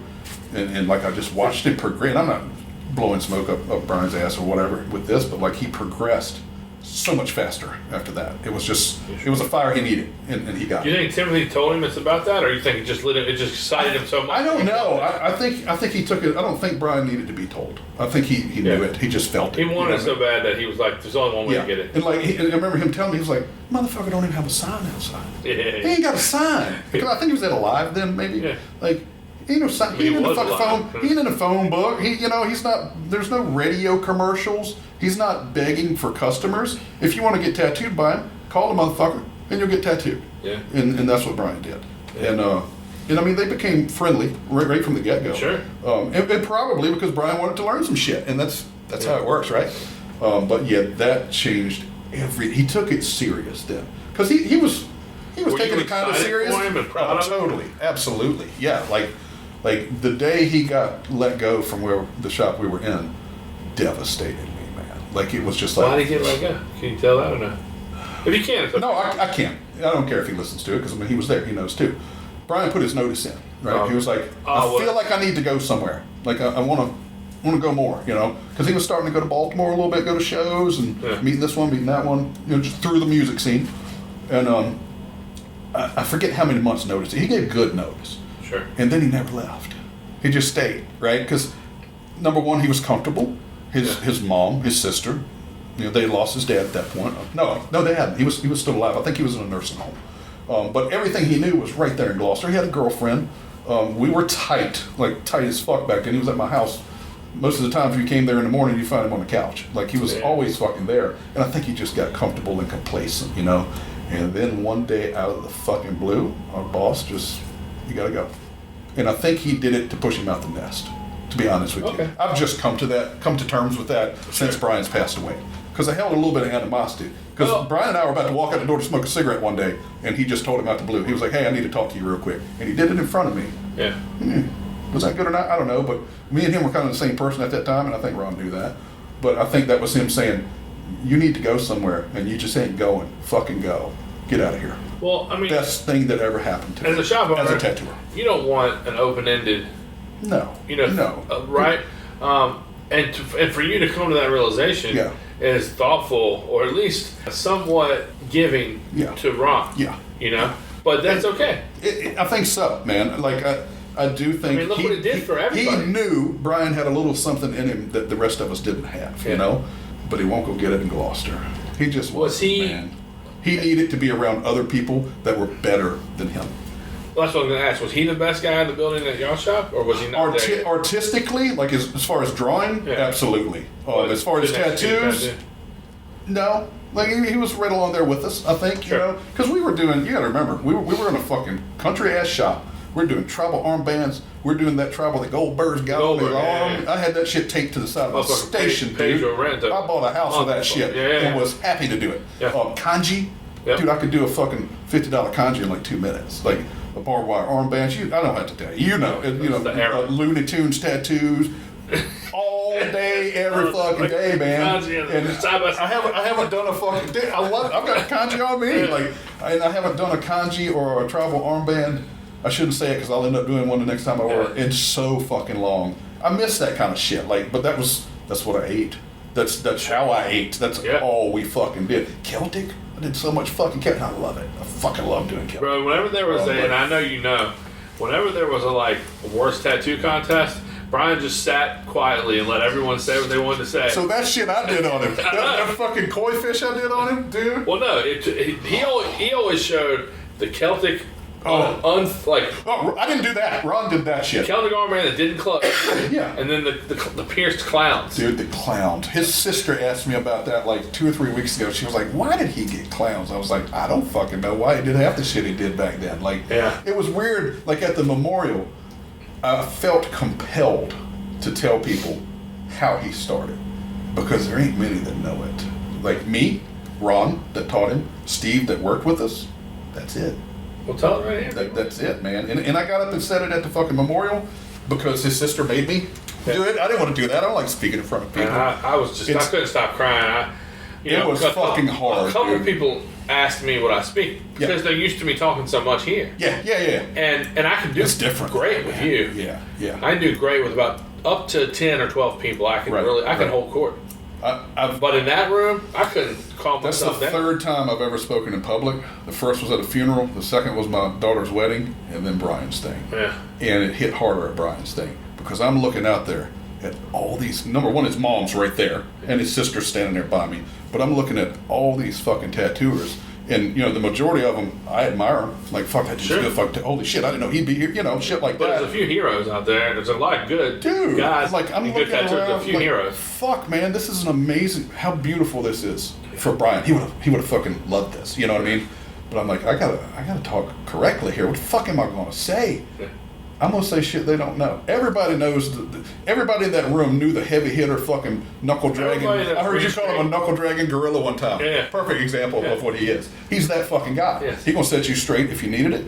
You gonna go get a tiger from him? It's gonna blow you the fuck away. He was just good at what he did. Tiger, I think it's here. But nobody knew the motherfucker with lip piercings in the car with hydraulics. Well, that's what I was gonna say. So when it came out that he was into Civics with three-wheel motion and shit, bro, we couldn't believe it, bro. He would come up to the fucking shop and park it right in front of the shop and just bounce that motherfucker. Like, it was when I met Brian, he was a big dude, and he had a couple piercings, and he didn't have long hair, but it was down below his ears, but he kept it slicked back, right? Like he looked like he put fucking Crisco in that shit, right? And that dude's cool, funny as fuck, but I met him. Dude, I met him because his homies were meeting at the shop. I knew a couple of them, didn't know him, had never met him till this night. They were going to buy weed, right? And we had one of his buddies who was just a hang around at the shop. He was there more than I was. Like, he was there every fucking day. Great guy named Josh Murphy. Awesome fucking cat. They met up there that evening. It was wintertime. Dead. Gloucester, and probably a lot of shops in the area, dead in the wintertime. If we'd hear a car door in the middle of winter, we'd tackle each other to get to the front counter. That's mine, motherfucker. Get out of the way. Yeah. With 0 weeks, couple weeks in a row, every winter. So I was there by myself. Nobody else was there. They saying we slow now. Oh, dude. Yeah, I'm bored as fuck. I'm reading the Ed Hardy Tattoo Times for the 5,000th time. You know, I'm just bored as fuck watching the clock run down. Who would thought a fucking hillbilly in Gloucester could even had tattoos? Dude, that's how I fucking learned about Ed Hardy. Ron had those books, and I was like, "What the fuck is Tattoo Time? I'm gonna read this shit." Yeah. Ed Hardy, who the fuck's that? You know, and I had to learn myself. But so Josh rolls in with this dude with it, Brian, and he was like, "Hey, we're meeting Mike and a couple other guys up here in a few minutes." I was like, "Okay, where y'all going? Going to get some smoky?" That's what Josh always called. I was like, "All right, cool." And dudes got there, and the homeboy was driving this Blazer. Right, there was 6 of them total. There was room for 5. Brian was the last one to try to get in the truck. He's like, where the fuck am I going to sit? He's the biggest motherfucker out there. Yeah. And Josh looked at me. I was outside smoking a cigarette. He's like, hey, can Brian chill here with you? We're only going to be gone probably 20, 30 minutes. And I was like, I mean, I guess. You know, this motherfucker, this is awkward, right? I was like, yeah, sure, whatever. So we finished smoking a cigarette. We go back inside. My boss wasn't there, right? I sit in my chair at my station. Brian goes right over to my boss's barber chair, jumps in it, lays it back, props his fucking feet up, and I was like, man, my boss walks in right now, he's gonna fucking fire my ass. He was that kind of guy. Yeah. And I was like, this is just weird. Let's put some music on. So I went and I put some Black Sabbath CD in or something. He was like, you like Sabbath? I was like, fuck yeah, I like Sabbath. No shit. Homies. Like, just bro down and talked about music, and they were probably gone 3, maybe 4 fucking hours, dude. Shop was closed at this point. We're sitting there fucking talking. And I don't know if I said it at the memorial or not, but I wish they never came back. Like, he could have just moved the fuck in at that point. Yeah. And then he became a hangout. And he got to he was working at a nursing home, believe it or not. And he got to the point where I reached out to him. I was like, hey, you working tomorrow? Yeah, I got to work tomorrow. I'm like, fuck, I don't even want to go to work. I want Brian to come hang out. And slowly, like, I tattooed him. They used to call him Big B in school. That was his nickname. And I did a big old fucking old English B on his arm. And that did it, dude. Like, once he got tattooed, he lived at that fucking shop. And finally, like, I talked to Ron. I was like, look, this dude wants to learn a tattoo. You can see it. I know you can. He was like, I smell it coming. I was like, he's worth a try. He's a good fucking cat. And Steve that worked there, he agreed. He was like, yeah, he's a funny motherfucker. If nothing else, it'll be fun. He was like, well, fuck it, let's try it. And he took him on, and if they hadn't gone to buy weed that night in a small fucking truck, Brian Bruno had still been wiping asses at a nursing home, you know? But it's weird how shit happens. It is. And it's just, there's few people I've ever met. Tony Riccio is one of them. I met Tony a couple years ago at the Hampton show. We just never crossed paths. I heard his name from Brian, from Keith, never crossed paths. We met each other. Love the guy. Like, he's great. Would take a bullet for Tony right now. Yeah, and I've only been around him maybe a dozen times in my life, but he's just a good fucking dude. He's great. And I took it. Brian introduced me to him at the Hampton show. Brian just showed up just to hang out. He was like, let's take a walk. I want you to meet somebody. I was like, all right. He was like, these are the dudes from Salt Water, you know, and introduced us or whatever. And Brian told Tony, he was like, this is the motherfucker that pulled me in. Yeah. And Tony was like, oh fuck, that's kind of cool, you know. And Brian definitely just a cool cat, man. Like, held you in the highest of regard. And I just felt like anytime you were in the building, he made sure you had a seat next to him, which is the best. So you always have those friends where you fall out of touch with them. And life happens, right? Of course. And so he went to Baltimore, then he went to Head Shop. And you were still young then. Oh, totally young. And we fell out of touch, but we'd always hook back up. If he came back to town, he's coming to the shop. We're going to hang out. We're going to go get dinner, whatever. Or just be a few texts here and there. Like during COVID, man, like I think about this all the fucking time. During COVID, we were shut down, 12 weeks? Yeah. Something like that. I got real cocky and said, I'm going to take a full sheet of crescent board and I'm going to paint a board of eagles. I'm going to do like 10 or 12 eagles on this sheet. Dude. Easier said than that? That'd be like jumping out this window, I'm going to fly to my car. It just ain't fucking happening. So I was drawing them and I just couldn't get the fucking top of the beaks right. Like I was going through so much shit and I was like, you know what? I'm going to text Brian. I was like, hey, I need some help with the top of my fucking eagle beaks in the head. Shit's just wonky looking. I don't know what the fuck's going on here. And I sent him a couple pictures, and he said, dude, I'm at dinner right now with Emily and the kids. Can I hit you back later? I was like, I'm sorry, homie. Of course, whenever. And 10 minutes later, he texted me a picture. He took a napkin and an ink pen at the fucking restaurant and drew me like 4 eagle heads. I still got the picture. Yeah. And he was like, try that. Look at the slope on the head compared to the beak. And I was like, fucking Gandalf, man. Like, he knew exactly because he didn't draw the whole head. Yeah. He drew the tops and he drew the beak. And I was like, perfect. Yeah. This motherfucker was eating dinner with his family. Yeah. Didn't leave me hanging. You know what I mean? Like, absolutely. He didn't forget about me. Well, plus, the way he thought is when you said that, he's immediately thinking about how to draw eagles, and he can't stop. He's got to get it on paper. So he had to do that in order so he could He's got to solve this. Yeah. He had to be able to finish and be present for his family. Yep. In order to do that, you got to jot these down. You got to get this out my brain. So I can just let it go, and then James will have it. And I was like, dude, you just saved my fucking soul. Like, because I was going crazy trying to draw this shit. It's ballsy to try to draw that many fucking eagles, in a few days' time. But he hooked it up, man. But he was always that dude where I could I ain't talked to Brian in a month, but I'll send him a picture I found of us from back in the day, and he was like, holy fuck, where did you find that shit? And we talked for an hour. You know what I mean? But like living where I live, like Richmond might as well be on the moon. Like it just seems so fucking far away. But I've learned, and maybe this is fucked up. Like I've learned, maybe I'm a little selfish with it. If I need to get inspired, if I'm just feeling bogged down in tattooing, there ain't but one place I need to go, and that's fucking Absolute. I go to Absolute and just hang out and bullshit for 20 minutes, and I'm like, I'm ready to go back to work. I want to go to the shop now. Like I'm just inspired being around a bunch of fucking guys who are positive. And they're like any shop, I'm sure they got that drama. Some bullshit's going on, whatever. You ain't gonna hear about that. You don't need to hear about it. But everywhere you look, it's good, inspiring shit. Every person you talk to is good, inspiring people. Like they're solid motherfuckers. Heath Harper is one of my favorite humans. Yo, that motherfucker could teach collegiate classes on shit talking. He's the sharpest tongue in the game. People have no clue, bro. Not a fucking. You really don't know till you work with him. People have no clue. And he worked at my shop for a couple years, I guess. Like Brian called me and he was like, "Hey, I don't know if you've heard, but Keith is going to tattoo." I was like, I caught wind of that. I don't even know who I heard it from. I heard that. Maybe it was Boys Note or something. Because he was a shop guy. Yeah. And he was like, well, there's a problem. We don't have enough small walk-ins to drown him in. And that's what you need when you learn to tattoo. You need to get choked on that shit. He said, what's the chances he could come there and do something? I said, send him. I love that guy. He's awesome. Yeah. But I didn't really know him that well then. And he fucking sent him. He just moved right to fuck in, started worked full weeks, like he was there full fucking time. And the dude, it was just the shit he talks to customers in such a good way. Unfucking real. Like he could be talking shit about them or their company, and they wouldn't know it. I've got a picture of this motherfucker. He tattooed this cat one day, and I think he did a fucking Insane Clown Posse tattoo on the guy. Nice. Dude, he was loving it. Like he's looking at me just laughing, right? Hatchet Man comes into this part of it. When the guy goes to pay him, he pulls out his wallet. He's got a Hatchet Man on the wallet. And Keith was like, yo, can I see that? And the guy was like, yeah, sure. And gives him his wallet, and Keith takes his phone and just takes a fucking selfie with him and the guy. He got down on his knee.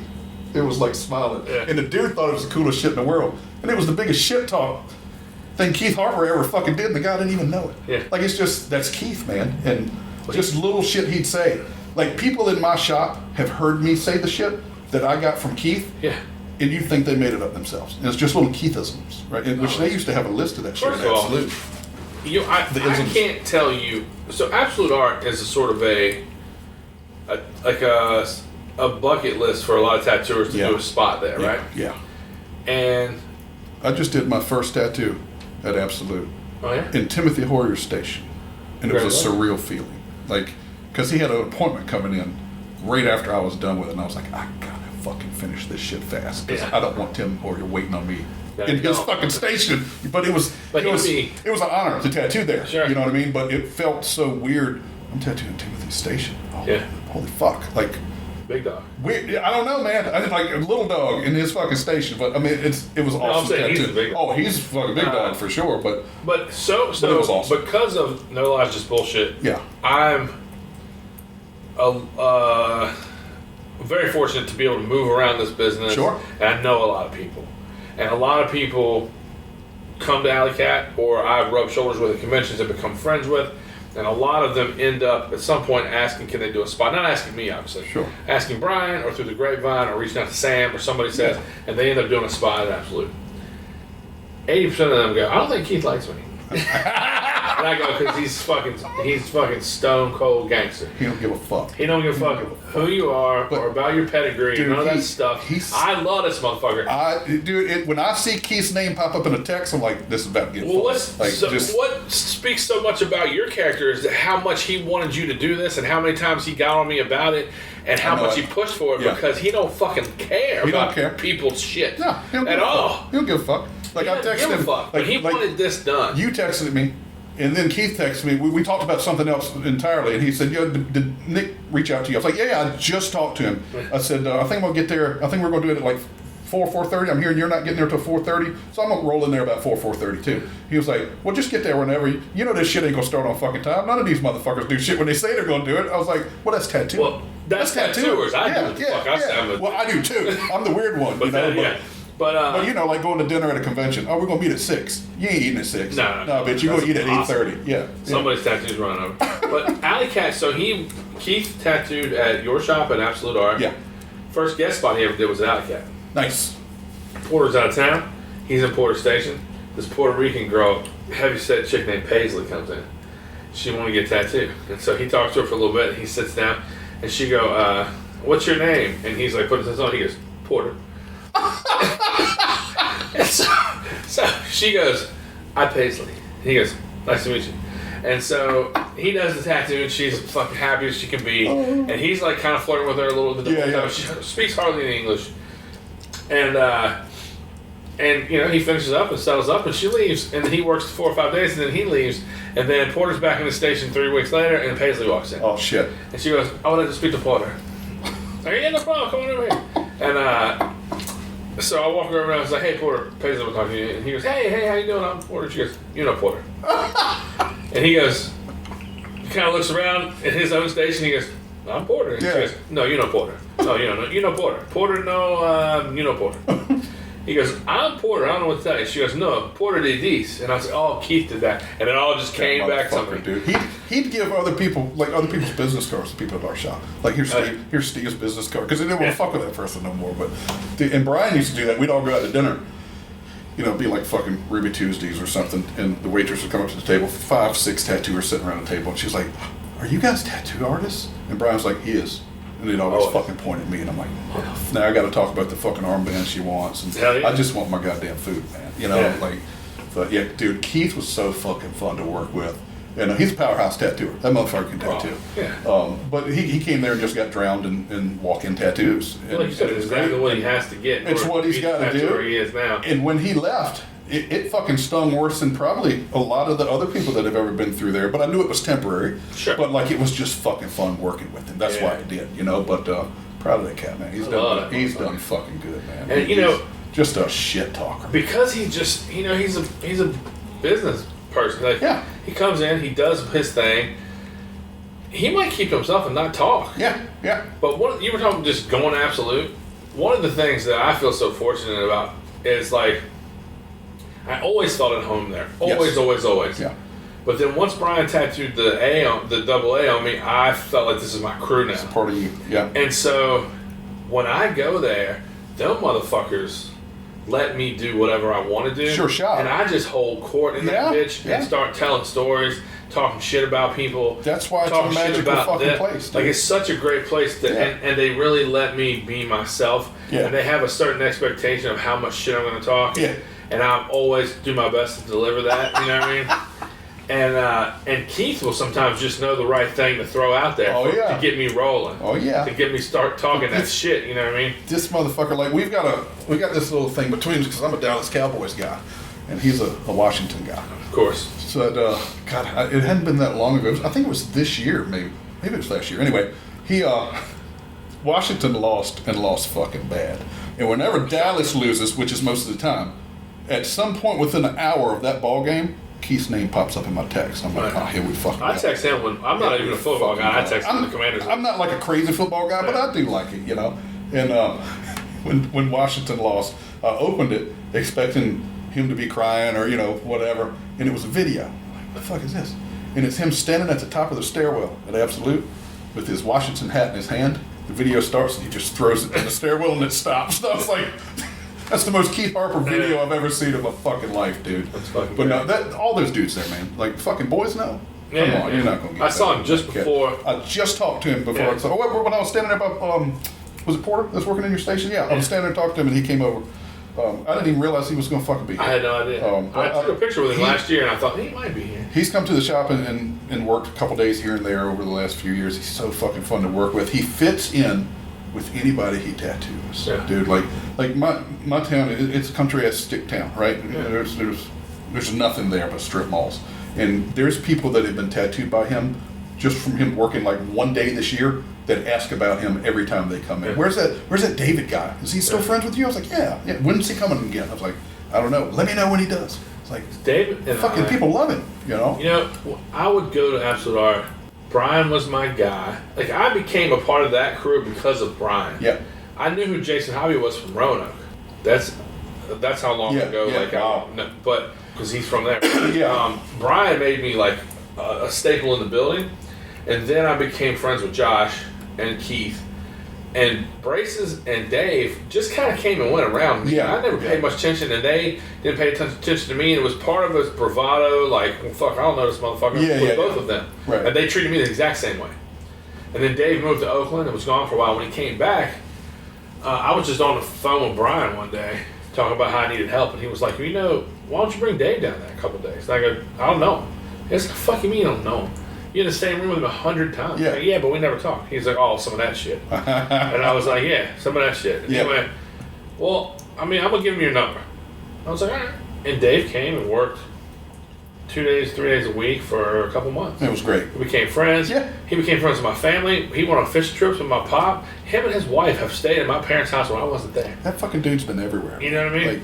Yeah. Like when he was doing that whole fucking van thing, like going across the country, I was yeah. living vicariously through Boys Night. Yeah. Man. Like looking at his pictures on Instagram, I was like, lucky motherfucker. He's got a TV tray, painting, looking at the fucking mountain range, Yeah. like Bob Ross bullshit or something. I'm like, what a life this motherfucker's Old got. barefoot motherfucker. Yeah, he's a fucking great. All those dudes there are great, man. When I go there, it's like, welcome back. Yeah. It's But like that. And the thing I shows, love. Dave is just, he's a staple. But I met him because Brian pushed us together. Yeah. You know?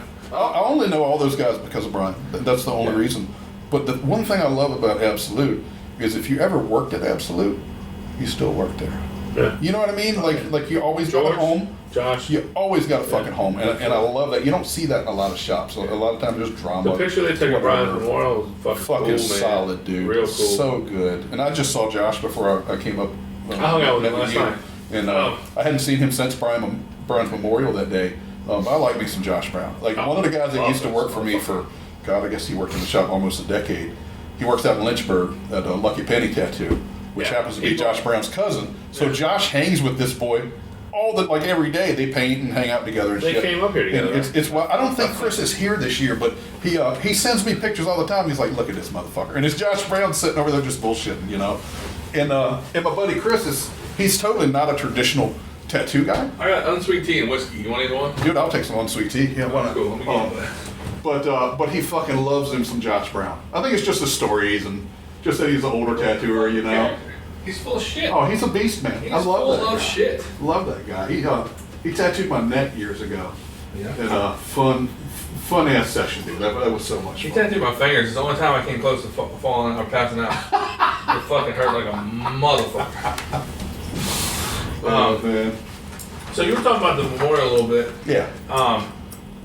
If you don't mind. Sure. Do you think his mama, Brian's mom and sister know, like, what he Yes. means to everybody? Yes. I know his sister does. Well, I think it's more. I think his more mom knows likely. on a level. You know. It's more likely his sister can understand it because of her age and her she- proximity to tattooing. Yeah. But does his mother know the greatness? Because you know what? I think to be his after the mama, memorial. it might be harder for her to see. After the memorial, I think she got it. Yeah. Like, I don't think anybody that's not in tattooing, and I mean like in it, Yeah.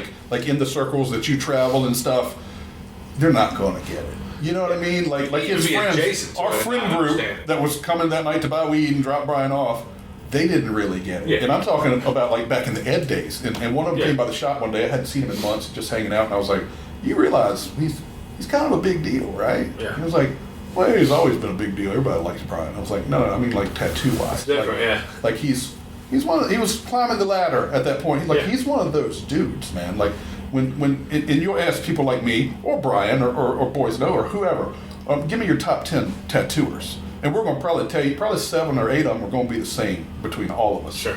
Take younger people. Who's your top 10 tattooers that are into Japanese tattooing or traditional-ish tattoos?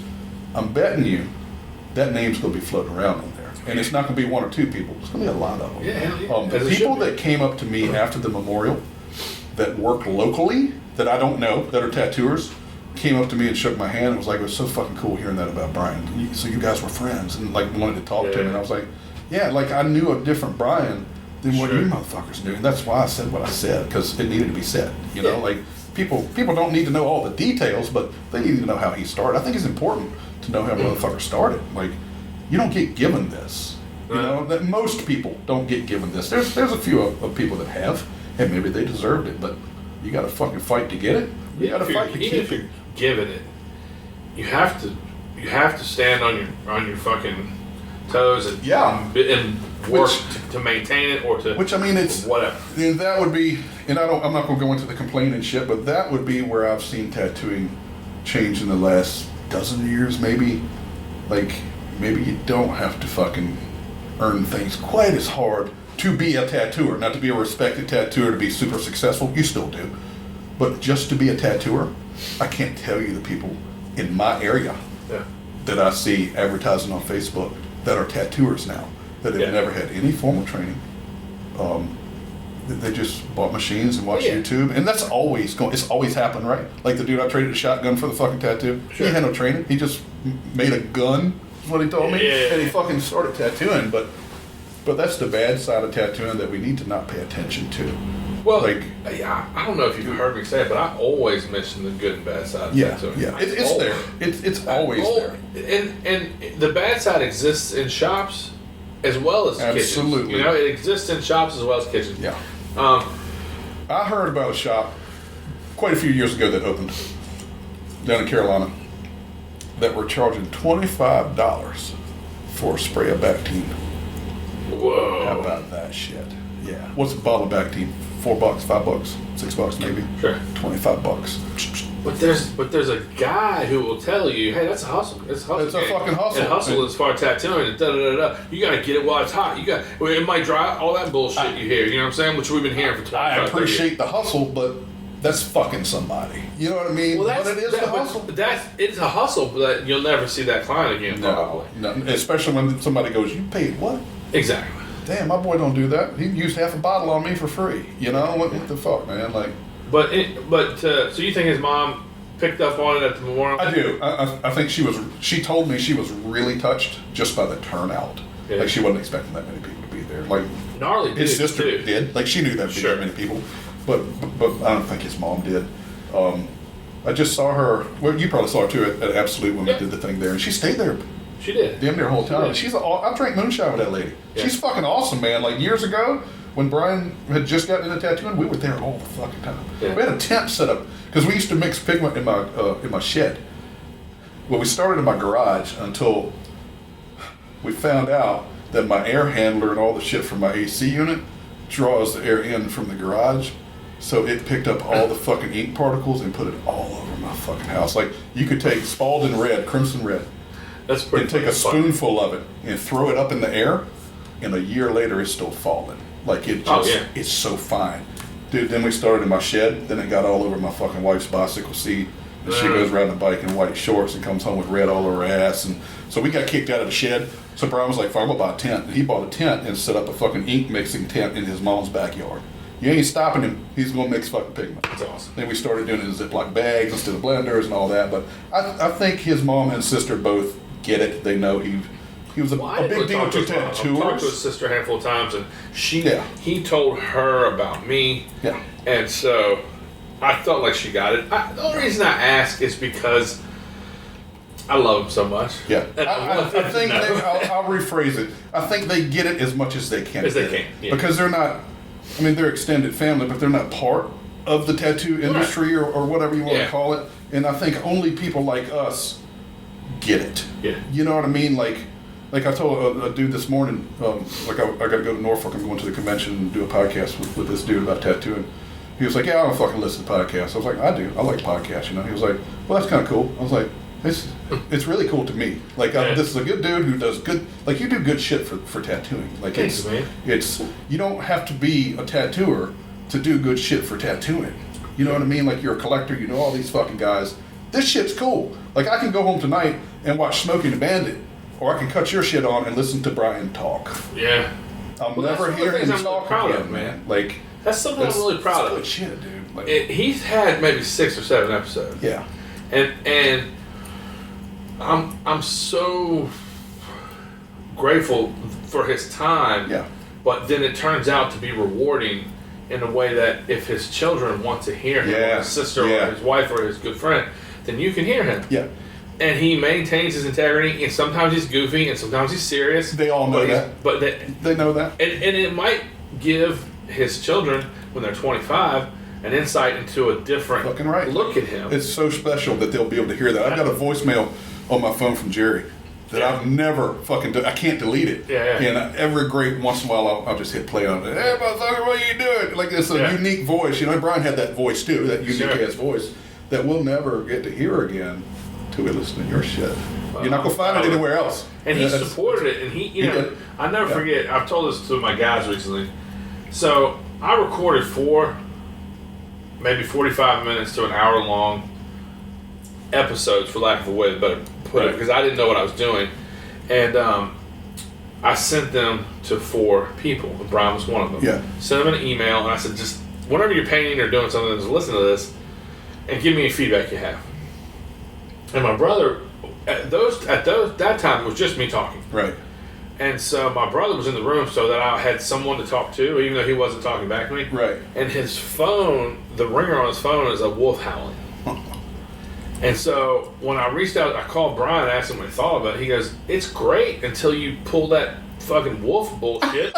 He's like, what is that? Is that supposed to be like you said a zinger? Your sound bite or something? Yeah, he thought I was like thinking I said something funny and hit an effect. Oh, yeah. I go, no, man, my brother was in the room. It's his phone. He goes, oh, because I was going to tell you to cut that bullshit out. He's like, the stories are great. He's like, but that was dumb as fuck. And I go, yeah, that was a mistake. We don't know what the fuck we're doing. Right. Dude. But, you know, it's not his thing to be that public. Yeah. But because it was important to me, he did it. For you. Yeah. And it's not his normal to be like, here, take my picture and let's promote something. Right. But he did it every time I asked. He did it. Man. Yeah. And you know, when the Everence thing happened, I get a phone call. I'm like, yeah. And Brian goes, why Mike Rubendahl calling me asking about you? And Mike Rubendahl, you know, was a guy who I put before Brian. Yeah. Because of his timeline. Right. Was before Brian was great. Sure. Or was on his way to greatness. And so I put like Rube and Henning, you know, like that stuff.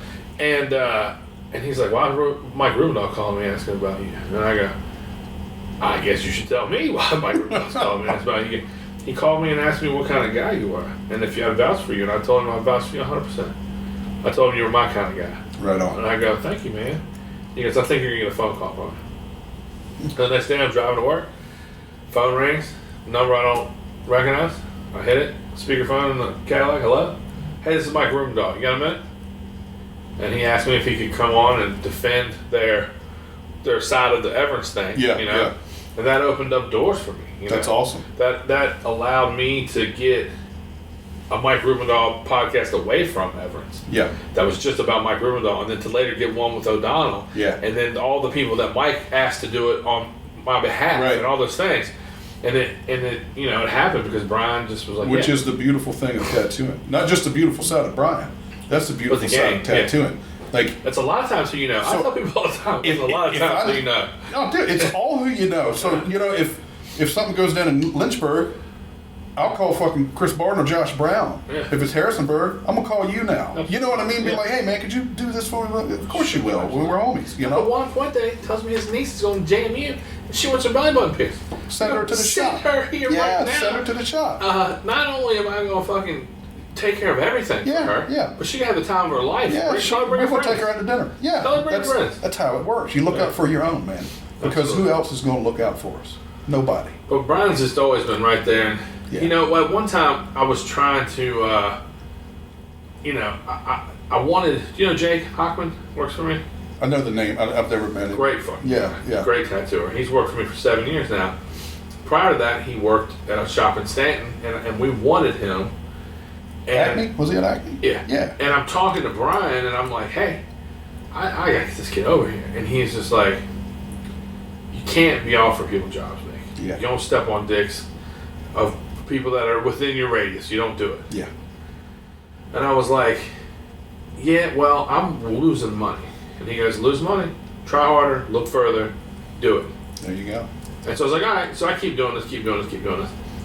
And Jake at the time is getting his back piece done by Andrew Right. in our building and getting tattooed by every guest artist who we have in the building, which is like your Tony Riccios. Right, right. You know, Ugly Tom, Will, everybody who's coming through. Yeah.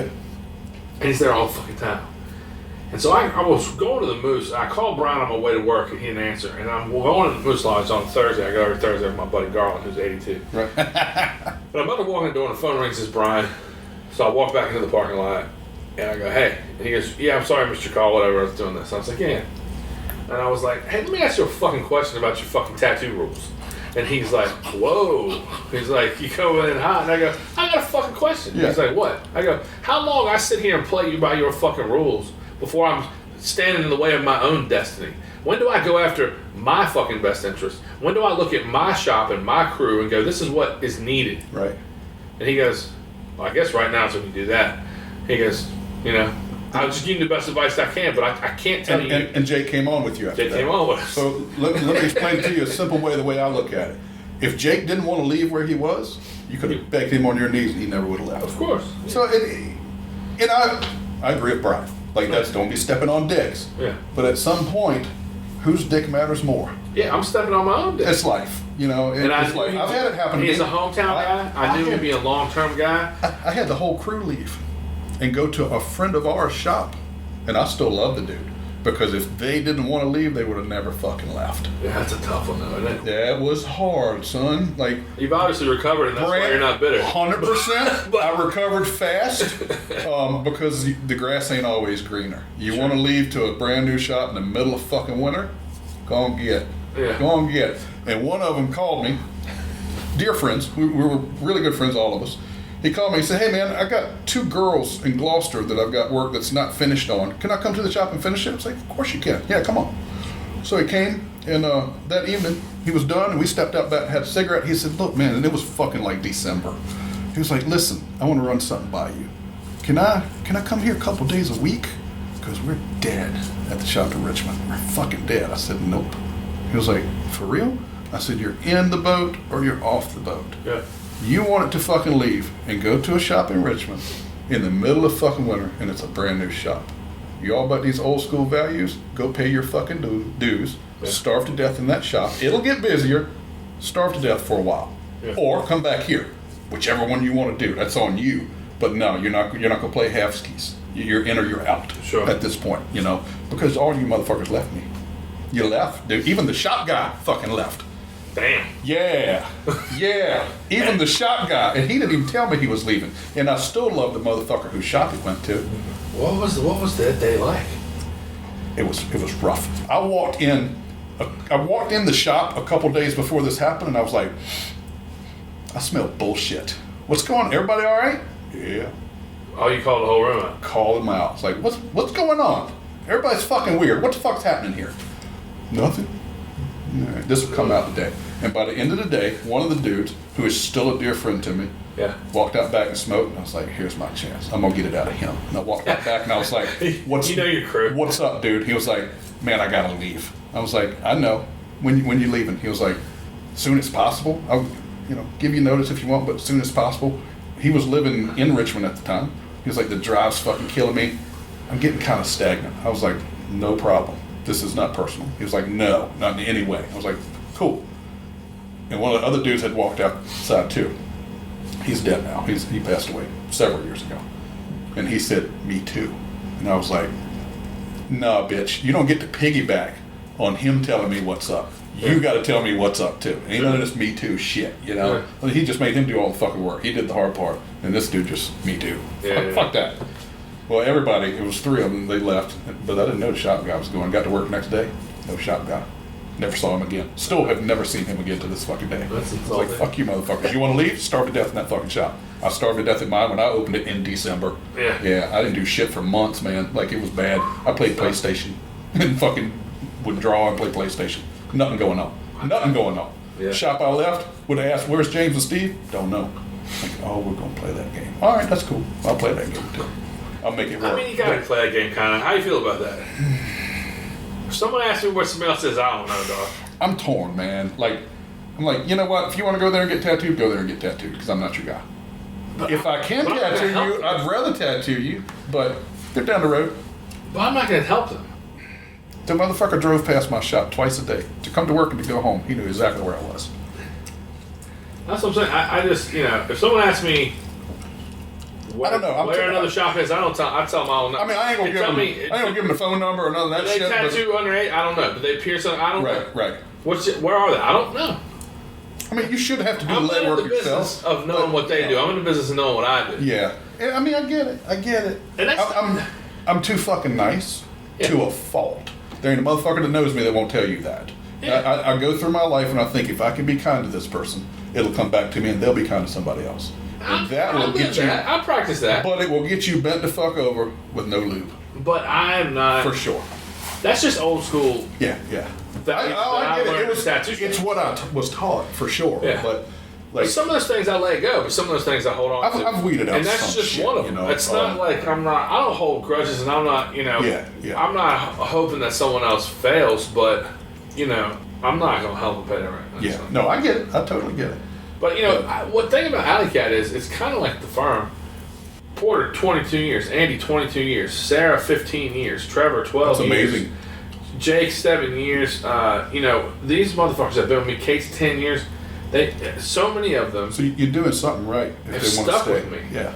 And so the ones that left, like in the early days, people left on some, they were afraid to tell me shit. And I understand I'm a big personality in these things. Yeah. But I'm also a man of principle, and they knew it. Sure. And so when I found out from others, well, those relationships ended. Yeah. And then later on, I had somebody that was kind of playing me on for time. Right. And once I realized it and it was already bad, I just let them go. Yeah. They couldn't believe I quit them before they could quit me. Couldn't fucking believe it. Jaw on the floor. But, you know what I mean? But I had a dude I had to let go years ago, and I couldn't bring myself to do it because I knew nobody else would hire this motherfucker in a tattoo shop ever. He sucks in any way, shape, or form you can describe it. He fucking sucks. Yeah. Jerry came over, and it was at the shop that I bought from Jerry. Yeah. And bless that man's heart, man. He talked to the boy, and it was like, you got any job prospects? Because at this point, I didn't let him go. He was like, no, I don't know what the fuck I'm going to do. Jerry said, let me make a phone call for you. And within 10 minutes, he had him a job. Wow. He was in Hampton. Come get the job. He's got it. He said, no, you don't have to worry about that shit. That's cool. Damn. But that was Jerry, you know. But, yeah, man, I don't know, tattoo business is weird in that way. I don't know of any other business, maybe the music business, where it's all about who you know. Sure. You know, like if I meet somebody and they're like, you know, Nick, yeah, I did a podcast, man. Oh, yeah, cool. Now we're friends. Absolutely. And I love that. I think it's fucking great. I do too, because it lets you... No. And all of us can weed out the bullshit. Like the bullshit we were talking about downstairs earlier. Yeah. We know how to smell that shit. 100%. And once I get a whiff of it, I'm done with that person. And it's also like, if I'm somewhere and I just start talking to someone, and they say, "Oh, well, I know you're a friend of Brian. He's a friend of mine." Yeah. They'll immediately go, "Oh, well, Brian don't fucking play." So he must be a stand-up guy. I got tattooed in Stanton years ago on a whim. Went to visit a friend. We're hanging out. Went to get ice cream. Walking down the sidewalk, and I was like, "That shop name. I know that fucking shop name. Let's walk in there for a second." and Tom Petty had just died. And I'm a big music guy, right? I'm a huge and my left leg is all music stuff, just bullshit music tattoos. And I was like, I'm gonna go get a fucking broken heart with a guitar for Tom Petty and the Heartbreakers, you know? And I walk in, and I've already put together who this dude is, right? And I mean, I'm not talking shit. I can say that it was Acme Tattoo. And walked in, two guys were tattooing. I didn't know the dude, but I knew who he was. And he was like, "Can I help you?" I was like, "Yeah, you got time for a small walk in today, hour tattoo?" He was like, "I don't think I do today, man. I don't know. Maybe at the end of the day, but kind of be booked up for a little while." I was like, "Okay." And I'm trying to remember his fucking name, but I named him. I was like, "Which one of y'all is so and so?" He was like, "Yeah, that's me." I was like, "Cool. So you know Keith Harper and the guys at Absolute?" He was like, "Oh yeah." I was like, "Keith worked at my shop for a while." He's like, "No shit." "Oh, cool. Grab a seat, dude. I'll be done in a minute." And fucking tattooed me like 20 minutes later, and I was like, all right, but that's how it works, right? Yeah. And it was an awesome fucking experience. The tattoo's great, just a small banger tattoo. Yeah. But the conversation me and him had was fucking awesome. Like, he was a great fucking dude, left there happy as fuck. But if I had name dropped, he was I'm too busy fuck with it right now. And you can also name drop in a tacky way. Absolutely. You can name drop in a way that lets him know that Keith's actually my dear friend. Right, You know? right. And we touched on that downstairs, too. Were you devastated don't when name Tom drop Petty that died? way. Kinda. Man, I mean, he's just Tom got Petty's good so fucking important. music, man. Like, just... This motherfucker could write a song better than almost anybody. People don't always get it, but you probably will. He wrote songs like Hank Williams wrote songs. Yes, 100%. Simple. Just rock and roll. Simple if it even is rock and roll. But everything's in its simplest form. It's not complicated. It's Doesn't delivered need in to be. an emotional way that resonates with you, and you there's don't no forget fucking it. fluff, Yeah. and he can do it 100,000 ways. I think it's just American folk music. Yeah. Kind of, because it tells a story, tells It's so stories. fucking good, and I'm bro. all about that. I just saw his guitarist play not long ago. Like, he's got his own band and shit now, and it was fucking killer. And he played some Tom Petty shit. Campbell, right? Yeah, Brian Campbell, I think is his name. Killer show, and I never got to see Tom Petty play live, which sucks. But I got to see him do some Tom Petty songs, and I was like, this is as close as I'm getting. There's a great. You know? I listened to an audiobook about him, there's a great documentary about him. Man, Yeah, he's I'm all about fucking some old good, Tom Petty. yeah. Good shit, dude. Like, Yeah. just everybody likes a Tom Petty song. It's like Zeppelin. Everybody likes a Zeppelin song. Yeah. You know what I mean? Like, it's just good fucking music, man. Yeah, Tom Petty, man, huge. And like, deal. fucking Brian, like, he comes home from San Francisco, and his dad had passed. I look up, I'm doing a tattoo, and Brian's standing there. I was like, oh, what the fuck are you doing here? Awesome to see you. He was like, yeah, my dad passed. I'm like, fuck, okay. Well, he dropped something, and he bent over to get it, and he had a leather belt on that had AC/DC stamped on it. Oh, and I was like, and he hated that shit. I was like, whose belt you got, man? He was like, mine. I was like, what's up, AC/DC boy? He was like, man, Ed turned me on to a lot of good shit. Like, that shit's fucking good. But he was completely against that kind of music back in the day. That fucking bullshit ass. It ain't metal, it ain't rock. But if you don't like AC/DC, you don't like rock and roll. It's the That's problem. how- Oh man, I love it. Like, you gotta love it. At least The kid downstairs wearing the Power Age shirt got So last night. good, I'm like, man. what an album. So good. What a So fucking album. good. That and Who Made Who, I love Yeah. those fucking Brian told me, like, there's a handbook you read when you went to Ed's shop if you were gonna work there. And like, one of the first things in there was, leave your extreme musical tastes at home. Nice. This is my radio, you know. And the guy I work for, people, you know how people are, man. Sometimes they'll be like, hey, can I play a CD while I'm getting tattooed? And Ron would always tell them, this music's here for your listening pleasure, not your listening preference. Yeah. I'm like, wow. My guys will always be like, tell their client, ask him to point at me. Nope. No one asked me. Nope. But like, with the What tattoo surprised thing- me when Brian got into country music, because him and Josh Brown would fight Oh, I know. about the stereo and literally almost came to kill So each I other didn't one know day. he even fucking got into country music. Oh yeah, he was talking to me about Waylon Jennings and George Jones. Yeah.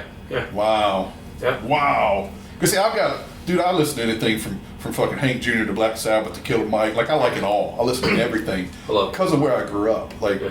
like in my graduating class in high school, there was 81 people, and we all knew each other. And there's Wow. like 5 metalheads, I was one of those. Yeah.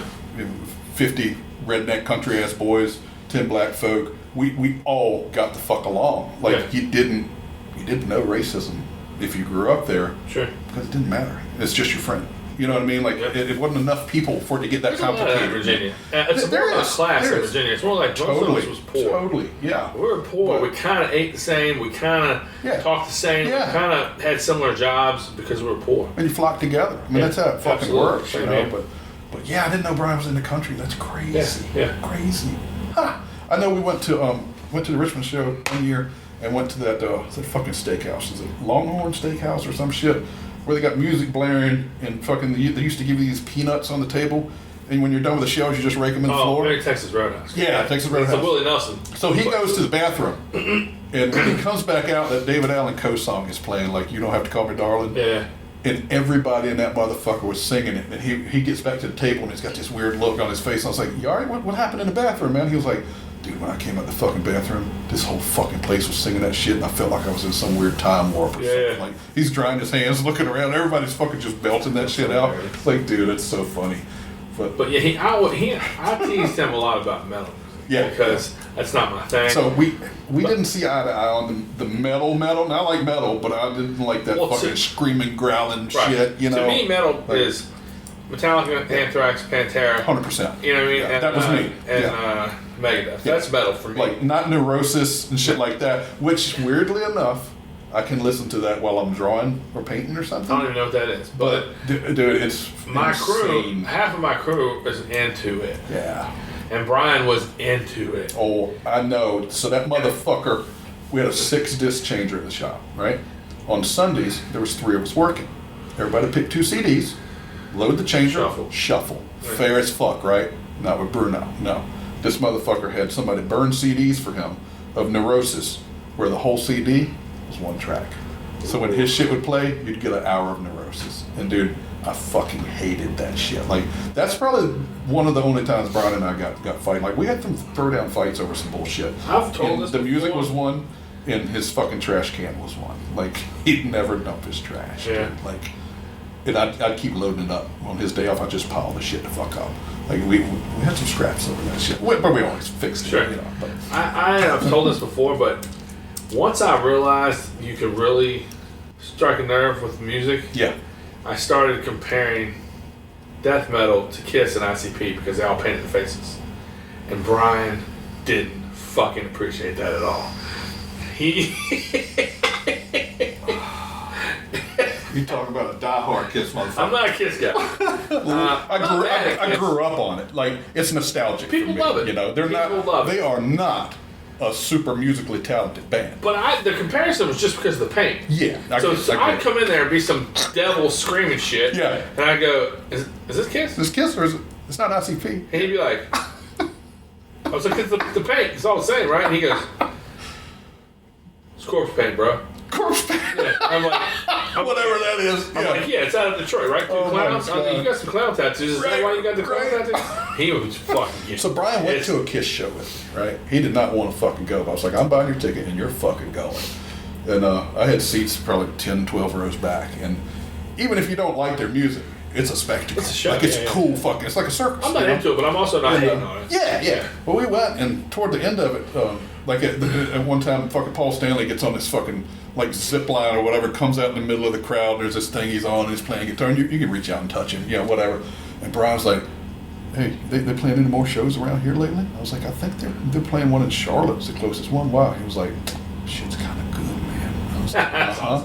It's like I went to Absolute one day, and I'd just gone to see Slipknot, which I wasn't a Slipknot guy. Yeah. But I got talked into going. I was like, "Fuck it, I'll go," whatever, and left there a fucking Slipknot fan. It's a Kiss show. It's just like that. And I was telling Brian about it, and we were at the back door at the old Absolute, and this motherfucker turns around and looks behind him, and he was like, "Dude, they're incredible live. Don't tell nobody I said that shit. I've seen them." I was like, "Yeah, you motherfucker." We won't elaborate on this, Yeah. but a controversial back door. Oh yes, absolutely. There was a few controversial things in that fucking shop, dude. The back door was awesome, though. I mean, But I'll tell you, as far as like a controversy goes, Brian taught me a huge lesson about in-shop politics. Yes. I'm in the shop one day and sitting in the station, and we're talking, and just over his right shoulder is a train of dudes fucking each other. Just a picture of it, like 6 dudes fucking each other. And once I see it, I can't unsee it, and I can't stop looking at it. And I go, "Hey, motherfucker, what the fuck is your problem? The fuck you get this thing there? Put this shit in the trash. What's the matter with you?" He goes, "I'll tell you what's the matter with me. If I take that down, then there's dicks on my coils, there's dicks on my tubes, there's dicks in my drawer, there's dicks on my lamp, there's dicks in the floor, there's dicks in every cabinet I open. Because he works with There's Keith dicks Harper. everywhere. Yeah. So if I just tolerate this one, the others don't. It'll go away. Yeah. He's like, but this will be here until I Keith die. Harper's the reason I have a code on my phone. Yeah. Because I'd open my phone and there's fucking two Everything dudes you imagine. fucking on my Yeah. screen. I'm like, dude, what the fuck? And you just hear Keith But I just laughing, learned, you I know? learned so much about Oh yeah. just Oh, tattoo yeah, shop man. life that day. Somebody complained about, I don't know if it was the door, or remember they used to have the shotgun hanging up made out of fucking like tracing paper rolls and paper towel rolls Yeah, and yeah. shit, and there was a couple of the same things on Yeah. that. I saw the complaint on, it was on like Yelp or something. I Yeah. how the fuck I came across it, but I was like, whoa, what the fuck? Yeah. And it was just Right. like, good tattoo, like good artist there, but I wouldn't go back because of this and this and this. Really? And I was like, what the fuck, man? You got a good tattoo, you got treated good. That's something. You know, whatever though, whatever. It's you a know. hard conversation. You got to speak the code. Oh yeah, it is. It is. And Honestly, it's a shit- hard conversation anyway. Yeah, and shit that we probably shouldn't talk about, but Yeah. there it is. You know, I mean, you know, it's a terrible conversation, and I mean, like, a lot of things change. You know, as far as like what you can put on the fucking wall. You know, and shit that does sell in certain areas. You don't want to display that shit anymore. You know, like No. Well, you just don't display that shit. you don't. You don't. I mean, like we took everything down that pertains to anything that could be slightly portrayed as hate. Like we're just not fucking doing it. You know. Well, we Like, never did that, but we, No. I mean, just for like this conversation's sake, there's always been rebel flags up in 100%, Yeah. and that's what I'm talking and about. tattoo you know, shops like all over the world. everywhere, like the fucking J.D. But Crow flash. It's very, very with the flag. difficult to Amazing. explain that because it's just like bikers with swastikas. All this is going to sound convoluted and it's going to sound Sure. like I'm covering up for something I'm not. But bikers aren't Nazis. Right. They're trying to offend you. Absolutely, any way they And can. you don't see it as much as you did. But in the 90s, and the 80s, the Yeah. 70s, it's the same reason Sid Vicious wore it. And if you're Yeah. a punk fan, Yeah, they didn't wear it because they were Nazis. They wore it to offend you. sure. And so And it a worked. lot of people Yeah. around the world sort of appreciated the fuck you aesthetic of a Yeah. rebel flag. Yeah. Right? Yeah. And so it became like a fuck you status. Right. But we're in Virginia. That's and right. we're in the South. And some good old boys was on that's my heritage shit. 100%. And up until 2000 and probably 8 or 10, yeah, those were just on the wall. everywhere, every shop. And we, Yeah. you know, Porter's a 22-year tattooer. He's probably done 500 of them. Yeah, absolutely. Me too. Like it was bread and butter. But times change. The Southern Belle girl Yeah. with the bustier with the Confederate Yeah. flag thing wrapped around the hat. A lot of dudes. But got times that, change, and know? you put that shit aside. Yep. And that's what we did. We put it aside. None of us were into it when Right. we were making the money off of it. No, it's just what you do. It's just what it was. Just It was another but tattoo, the world man. has changed to the point that anything that's offensive, there's no, you know, it used to be like freedom of it, whatever. Sure. But now your freedom stops where someone's offense Absolutely. comes in. If someone's offended, then you're not allowed that freedom. But you know that there's one on one of Crow's flash sheets that I've done countless fucking The girl in the times. bathing suit. No, it's just a flag. Just a flag on a staff, and the Just a flag. flag's kind of wavy. Yep. So I did that on my cousin, right? He worked in a shipyard at the time. He goes to work, you know, after the tattoo's healed, and dude sees it peeking out of his sleeves, black guy he's working with. He's like, "What'd you get, man? Get a tattoo, let me see it." And he was like, "Fuck," you know. So he pulls it up, and the dude looked at it, he was like, "Oh yeah." He said, "You know, if y'all had that many states, you might have fucking won." And he walked away, and he was like, "Fuck you talking about? If you go look at that flag, the way it's folded, Yeah. there's 15 stars on there." That's hilarious. Yeah, I bet I tattooed that thing 1,000 times. Everybody- I never fucking knew that, but Yeah. he's right, you know. But I thought it was cool that dude wasn't like, "Oh, it's fucking bullshit." He made a But, joke out of it. you know, for the people listening to this, I just want to be clear that during the time that those were commonplace, it was not a socio-political hot topic. It wasn't a subject. Yeah, It was yeah. just. Now I can't speak for the other, you know, other people in the world who Yeah. said, "Well, it was offensive then; it's offensive now." Sure. Maybe it is, and maybe Sure. it was. I don't Yeah. know. But it wasn't a hot topic within right. like social and political, you know, jargon. Sure. People weren't having those conversations, and we looked at it like a job. I saw Kevin Bukowski earlier, and I was like, "Hey, Kevin's a fucking guy. It's Boston hardcore. Yeah, If you want to listen to a great podcast, go listen to his. It's Right. fucking dope." And he's just super excited about tattooing, and he's been doing it for 30 years. And I go, "How's it going, Kev?" He goes, I'm doing a job right now, a Honda this big on the inside with that. It's a job. A job. It's what you do. That's to what pay fucking your Ed bills. Hardy called tattoos. He called them jobs. I mean, Street level tattooing anyway. Ed called them jobs. I think it's blue collar work. It's a job. It's a fucking job, man. And so we refer to those as jobs if it's a fucking name, if it's a flag, if it's a heart, if it's a rose. And so, but once it became a sensitive issue, we did what you're supposed to do, and we were socially responsible. Sure. And we admitted those things. Yeah, because there's more people at your shop than just you, no matter how you feel about it. That, but if it's offending somebody, I don't want to isolate them. You don't want to send them out the door, no. I don't want to isolate them. I want them to feel comfortable, because you know what? I'm not about that rebel flag bullshit any fucking way. Like, that ain't me. Like in abstract, where Brian and I started, there was a rule in that shop. We don't do anything, any hate-related tattoos. No, hell no. And I was there alone. I'd probably been tattooed for about a year, and I ended up there alone one day, and these two dudes walk in. And I mean, these motherfuckers, there's no doubt who they clicked with. 7 foot tall, muscle bound motherfuckers with bald heads. And just, I'm talking like their t-shirt sleeves were screaming. Their arms were so fucking big. And I was like, oh, what's up with this? You know, dudes walked up to the counter. I was like, can I help you guys? He was like, yeah, man. I want to get some lettering on my arm, on the back of each upper arm. I was like, okay. And I grabbed a notebook and a pencil. I was like, spell it for me. I'll write something down, and then I'll sit down and draw it up for you. And he spelled white power.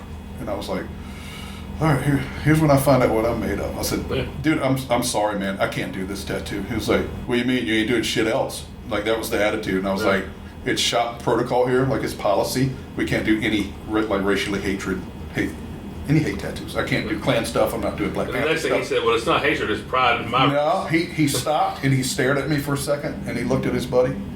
Like, they exchanged glances. He said, all right, appreciate it. And walks out the door. And I'm like, fuck, thank God. Well, they both stopped and lit a cigarette outside the door. And I'm like, fuck, you know. I feel like we're going to burn this. Fuck. I'm like, let me go stand on this side of the counter where the shotgun's under the counter, you know. And I'm standing there and I see them talking and they put the cigarettes out and one walks to the car. The dude that wanted to get tattooed walked back in. I was like, here we go. Where's the phone? You know, waiting. And he said, hey, I want to talk to you. And I was like, okay. He said, I just want to shake your hand. I appreciate you standing your ground and being honest with me, man. Have a great day. Wow. And I was like, right on. You too, brother. Yeah. Take care. And he was just like, you know, I didn't bitch down to him. Sure. I didn't get aggressive either. I was just like, shop policy, man. I can't do it. It's not my shop. I don't set the policy. Even though I wouldn't have wanted to do it anyway. Yeah. Thank God my boss set the fucking policy. Sure. I can't fuck with you. And he was a man about it, you know. We had a guy out of prison. I've told this story too, but it's a fun one. He had on a cowboy hat, a wife beater, tucked in his jeans with no belt, and cowboy boots. And he had just got out of prison. He was driving a tiny 2-door BMW and had a gal with him. And he had white pride down the back of his arms. Ooh. And he needed them fixed. Like they were in prison, and he wanted them bright and loud. Yeah. He come on. He still wanted to keep them. He just wanted them better. He wanted better. He wanted them fixed. He wanted them reworked. And he said, come to me and asked me. I was like, nah, man, that ain't happening. Yeah. And he goes, oh, fuck. He walks over to Andrew and he's like, hey, man, I got these tattoos. They're just, you know, they don't look good. I want them fixed. Sure. I want them to look good. And Andrew goes, if the only way they're going to look good is you cover them. We don't do hate shit. We're not doing that. Yeah. I was like, God damn. And so he came back to me and he's like, what the fuck's the deal? You guys don't want to work? And I go, well, it's our policy, man. I said, you can ask Dallas if you want to. Yeah. I don't know if you know Dallas Brewer. No. So he goes over and asks Dallas, and he's already frustrated. And he says to Dallas, he goes, hey, man, I got these tattoos. These other motherfuckers are too pussy to fucking do them. Fuck. What about you? And Dallas looks at him and kind of laughs and goes, nah, man, they're not getting done here. And he goes, I guess you're a pussy, too. And Dallas goes, What the fuck? hey, man, ain't gonna be none of that. Yeah. I don't want to hear that shit. He goes, why not, pussy? And Dallas is a fucking scrapper. I can just see the color coming out of Dallas' face. His lips get gray. He's already Shit about to get good. Red. Yeah.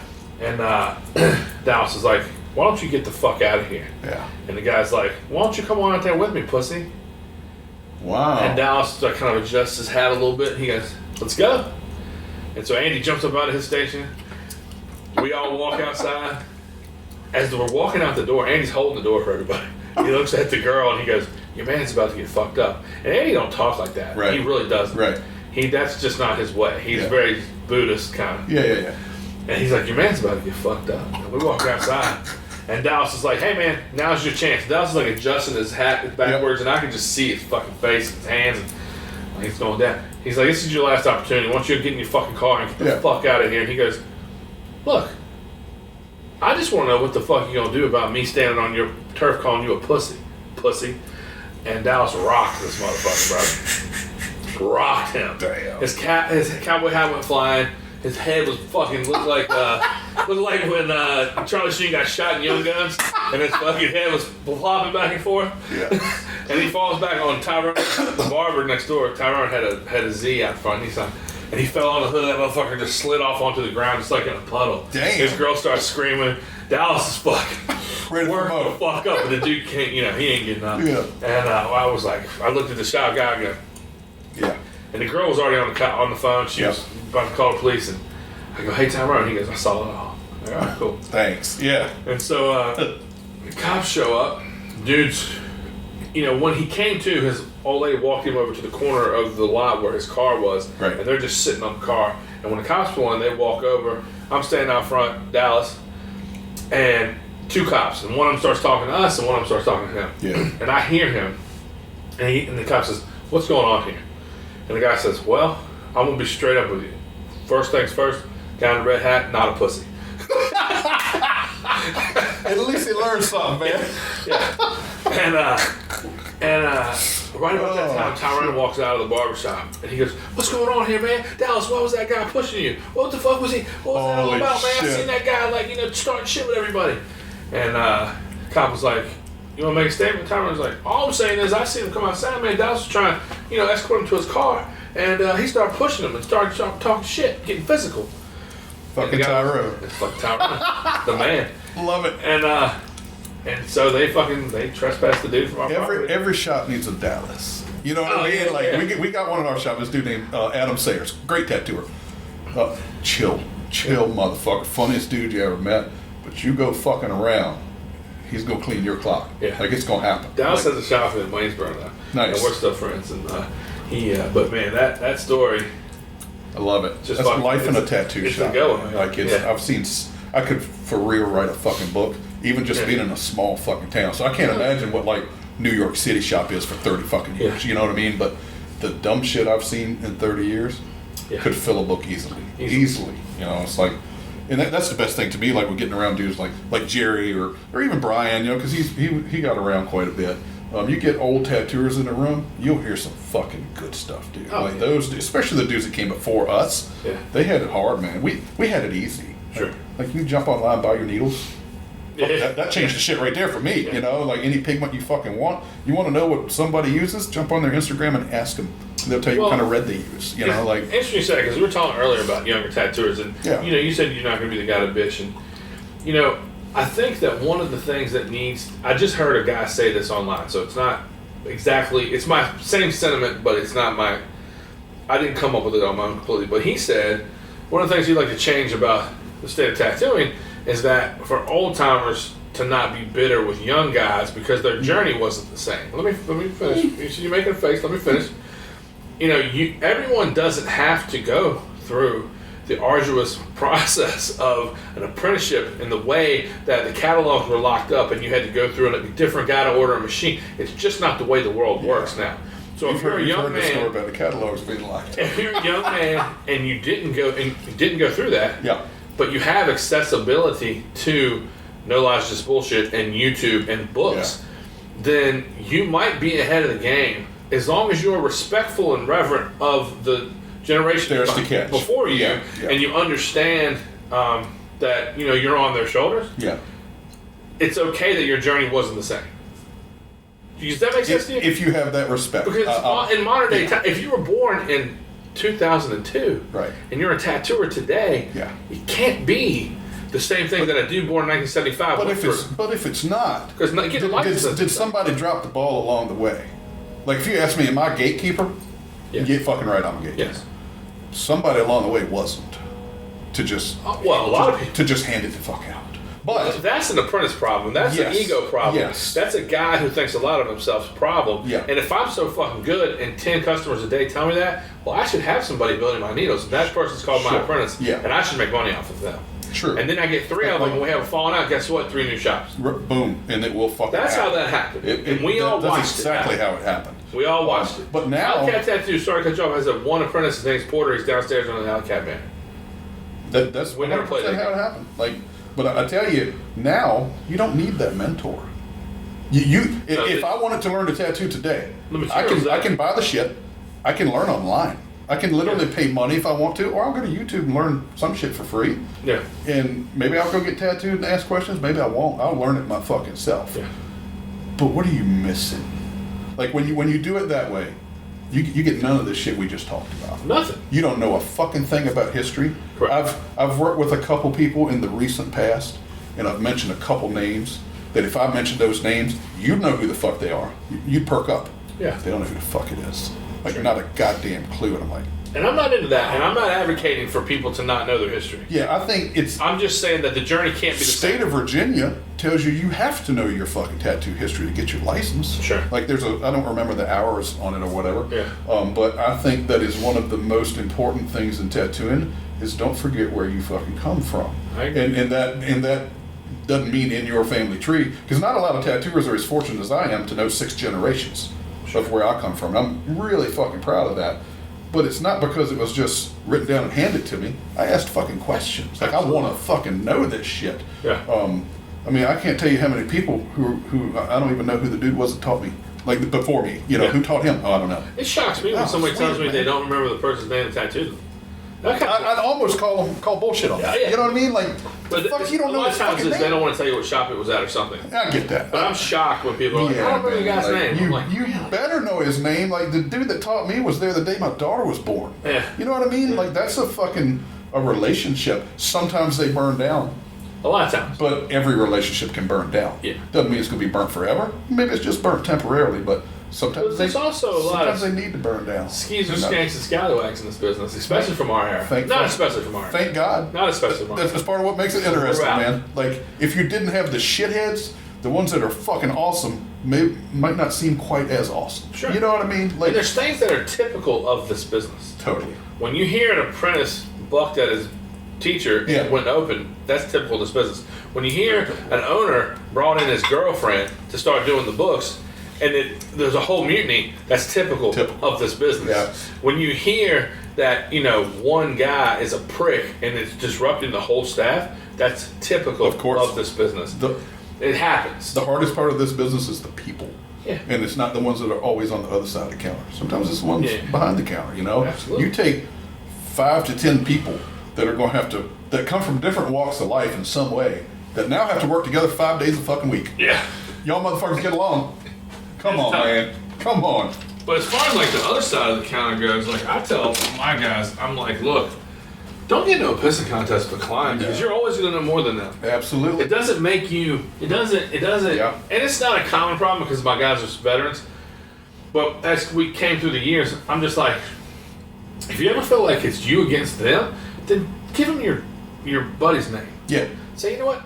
Trevor Check him out. would be the guy maybe I'm not tattoo your guy. for you. He'd Yeah. probably be the guy for you. Yeah. But don't get into a pissing And contest see, with clients. it used to be different. Like when I first started, customers would come in the shop, and Ron explained this in a really good way to me. He was like, when they walk in the shop, they're already slightly intimidated. Yeah. Like you're slightly on a pedestal. Not that you're a superhero, but you know how to do something that not a lot of motherfuckers know how to do. And they might be a little scared, And there's a little hesitant. Kiss is playing and there's fucking titties on the wall. Yeah, dude. And it's just And there's a sword hanging from the ceiling over Yeah, here if or you're whatever. lucky, And some people who don't know you two may think you fucking hate each other because of the way you're talking shit to each other. Correct. But you've got to put them at ease and let them know you're in the right fucking place here. Yeah. One of us is going to do exactly what you want and do it well. Yeah. And you'll want to come back again. And a lot of times, what I hear from people is, man, I like being here. It's fun in this shop. Hell It's yeah. like, hell yeah, it's fun. Y'all talk shit. It's like, oh yeah, Yeah. we're talking shit. Yeah. I can't work with people I can't talk shit with, Yeah. And we have an open room. We've got half walls, our own little stations, but it's all open room, so I can stick my head up like a fucking meerkat and yell at somebody across the room and still talk shit. And with the customers, like it's fucking Absolutely. fun, man. I love when the customers get involved. Yeah, man. The shop at American had private workrooms, which I've done. It's kind of nice if you got to do a boob tattoo or something, you know. But I like to be able to see what's going on. I want to talk to people, Yeah. but I've always got one eye on that fucking door. You never know. But it's fun when you get 4 or 5 shit talkers together, and you're making money, and you're making good tattoos, and the stars just aligned. You won't get those perfect days every day, but man, when you get them, it's amazing. It's all the bullshit you waited through for this. There's a bunch of machines running, and a couple of those guys are regulars, getting big stuff progress. The smell is in the air, the music is right. Everything just feels good. Yep. There's turnover with the walk-in guy. Piercer's got a fucking line. All that. And before you know it, it's 8 o'clock. It's a fast day, you know. Change in their pocket. And I like thinking about, man, I've done this for 30 years. Some motherfuckers have done this for 50. Yeah. People are dead that did it for 50 before me, and it was the same fucking thing that we were doing. I asked J.D. Crow several years ago. He came by the shop selling books and stuff, you know. Yeah. And as he does. As he's known to do. It was kind of awesome because I didn't come up around J.D., you know. And one of the Piercers came to the back and said, there's a guy sitting out front wants to talk to you, sitting on a bench. I said, okay.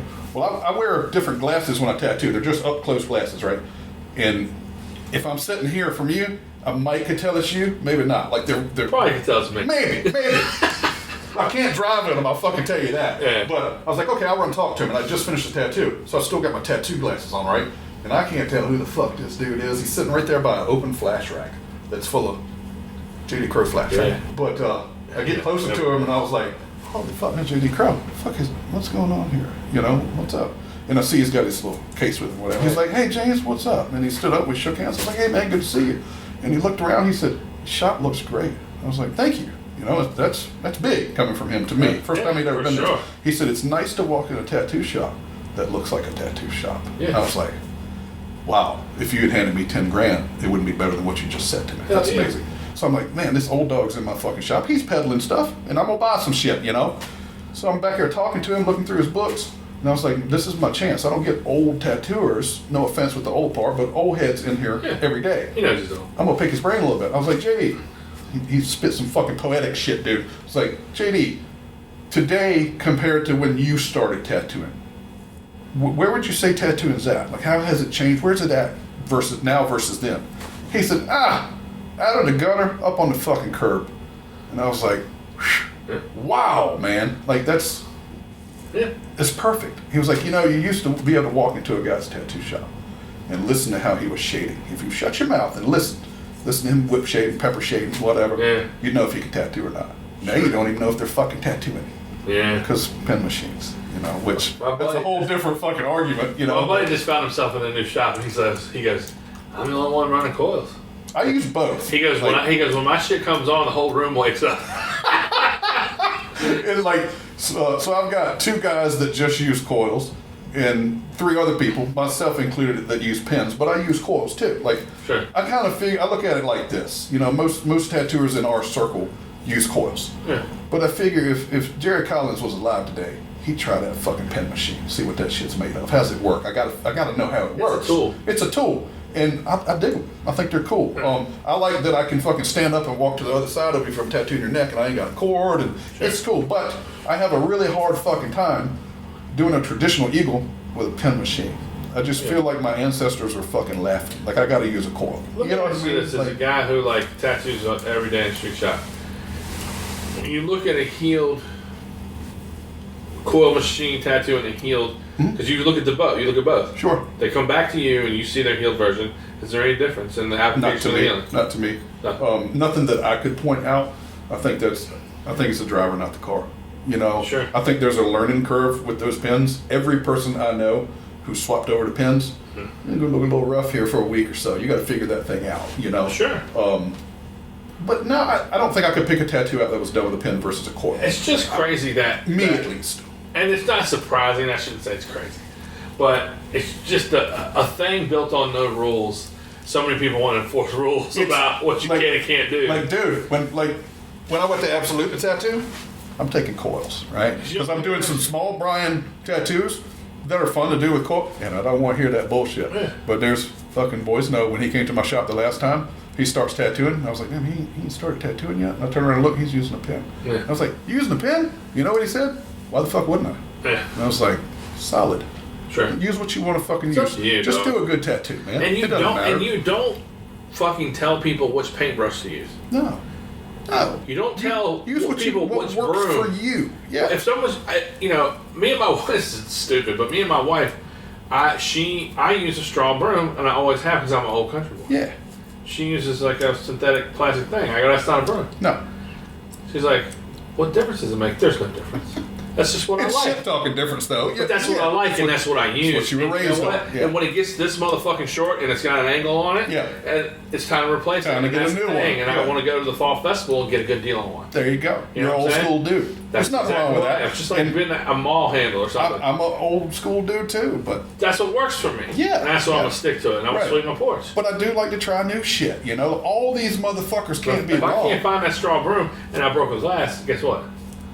I'm going to reach for her bullshit. There you go. Don't tell her, but use her bullshit. Yeah, but like I've just one of them dang, I've bro. had this discussion with so many tattooers. Well, Annette is doing seminars for people who use pins to try to convert them to coils. Check that out. Her and I had a big talk about this. So Annette, let's talk about her for a minute. Awesome lady. Bad She motherfucker. fucking puts most of us to shame as far as what shit she went through. Right? She was one of the last.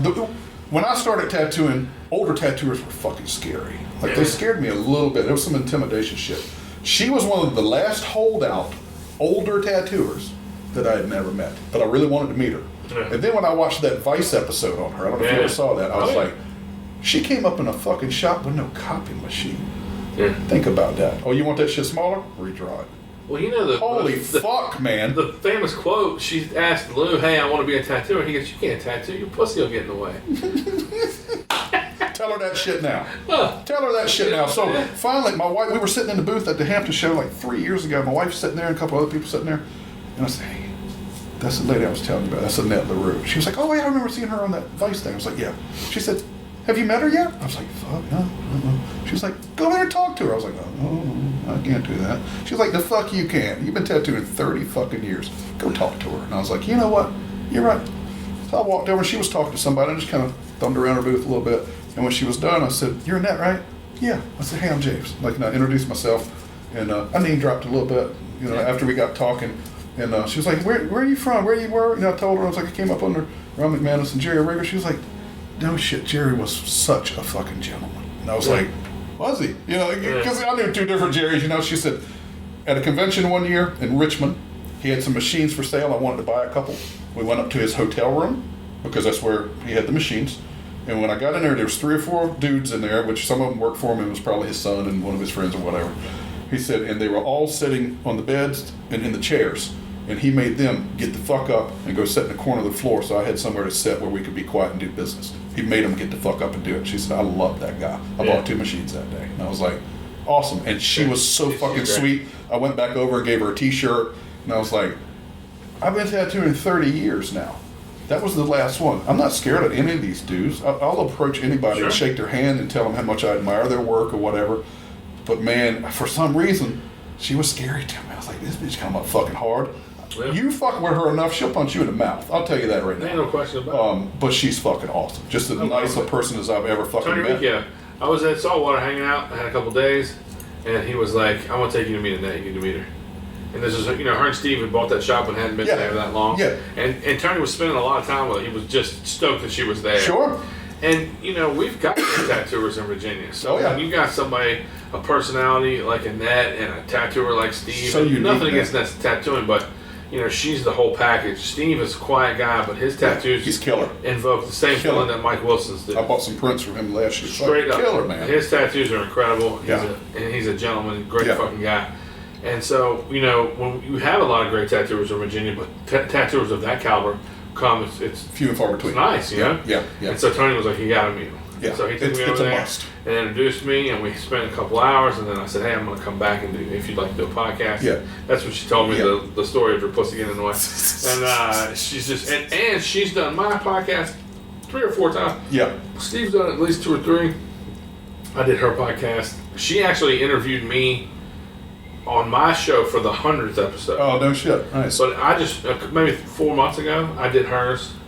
She came to my shop and set up, and I did hers. And She's just a great friend and great tattooer. Yeah, person. she talked to me like we had been friends for years. She really But like the following years after that, she'd come over to my booth. Like if I'm standing there doing nothing, whatever, she'd come over, she'd pop down. She was like, "Look at all these motherfuckers.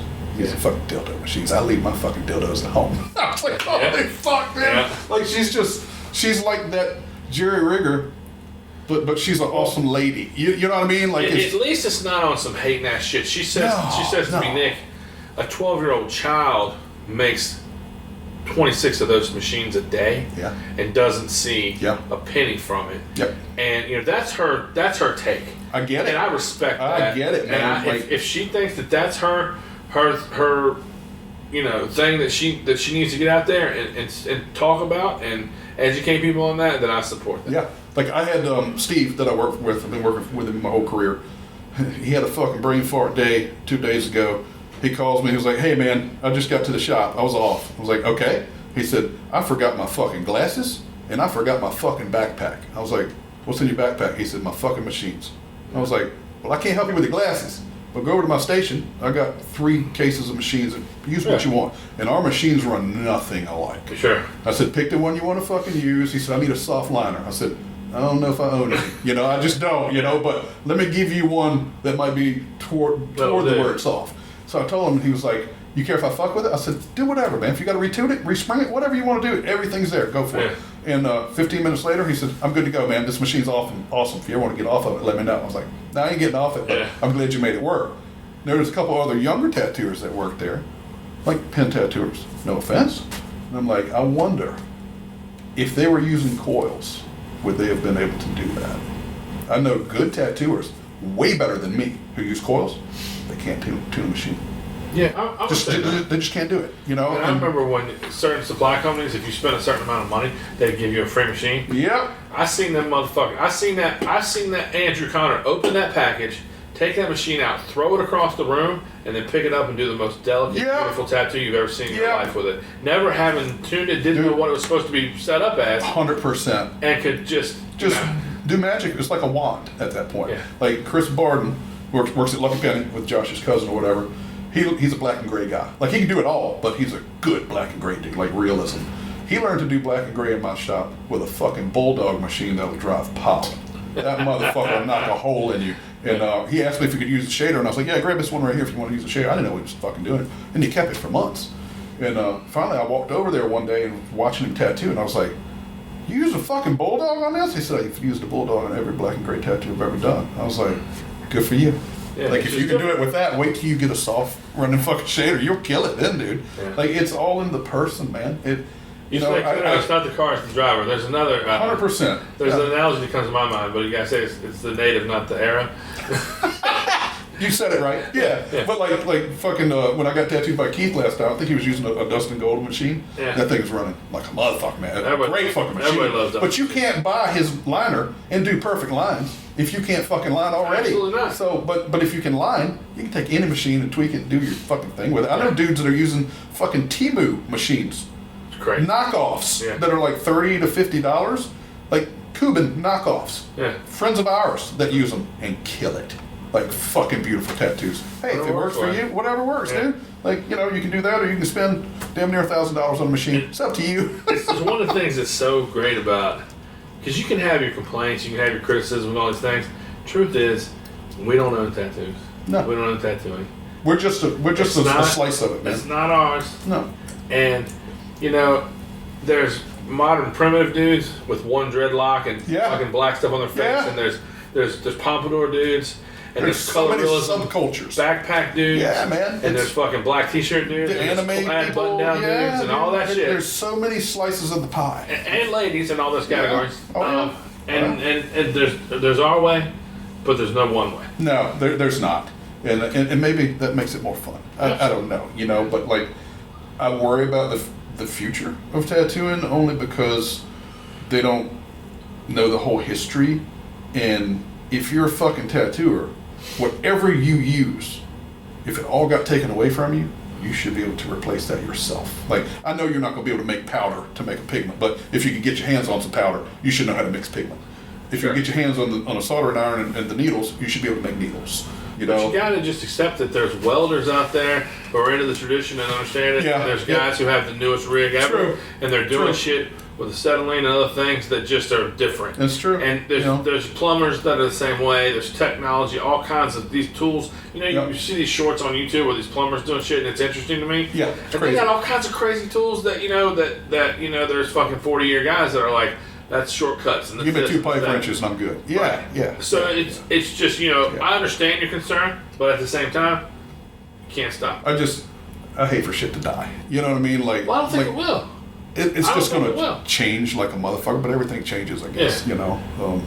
You know, tattooing will be here long after me and you are gone. Certainly. You know, Thank God. thank God. Yeah, it's been a fucking wild ride. I can tell you, it's been a fun ride for me.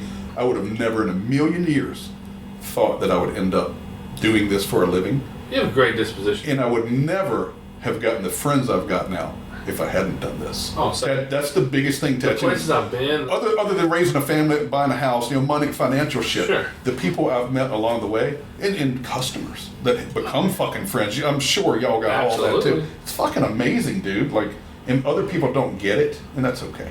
They don't need to That's get what I it. love They don't about need it. it. They don't need to get That's it, man. It's what I our love thing. about it. Fuck them. You know? Fuck them.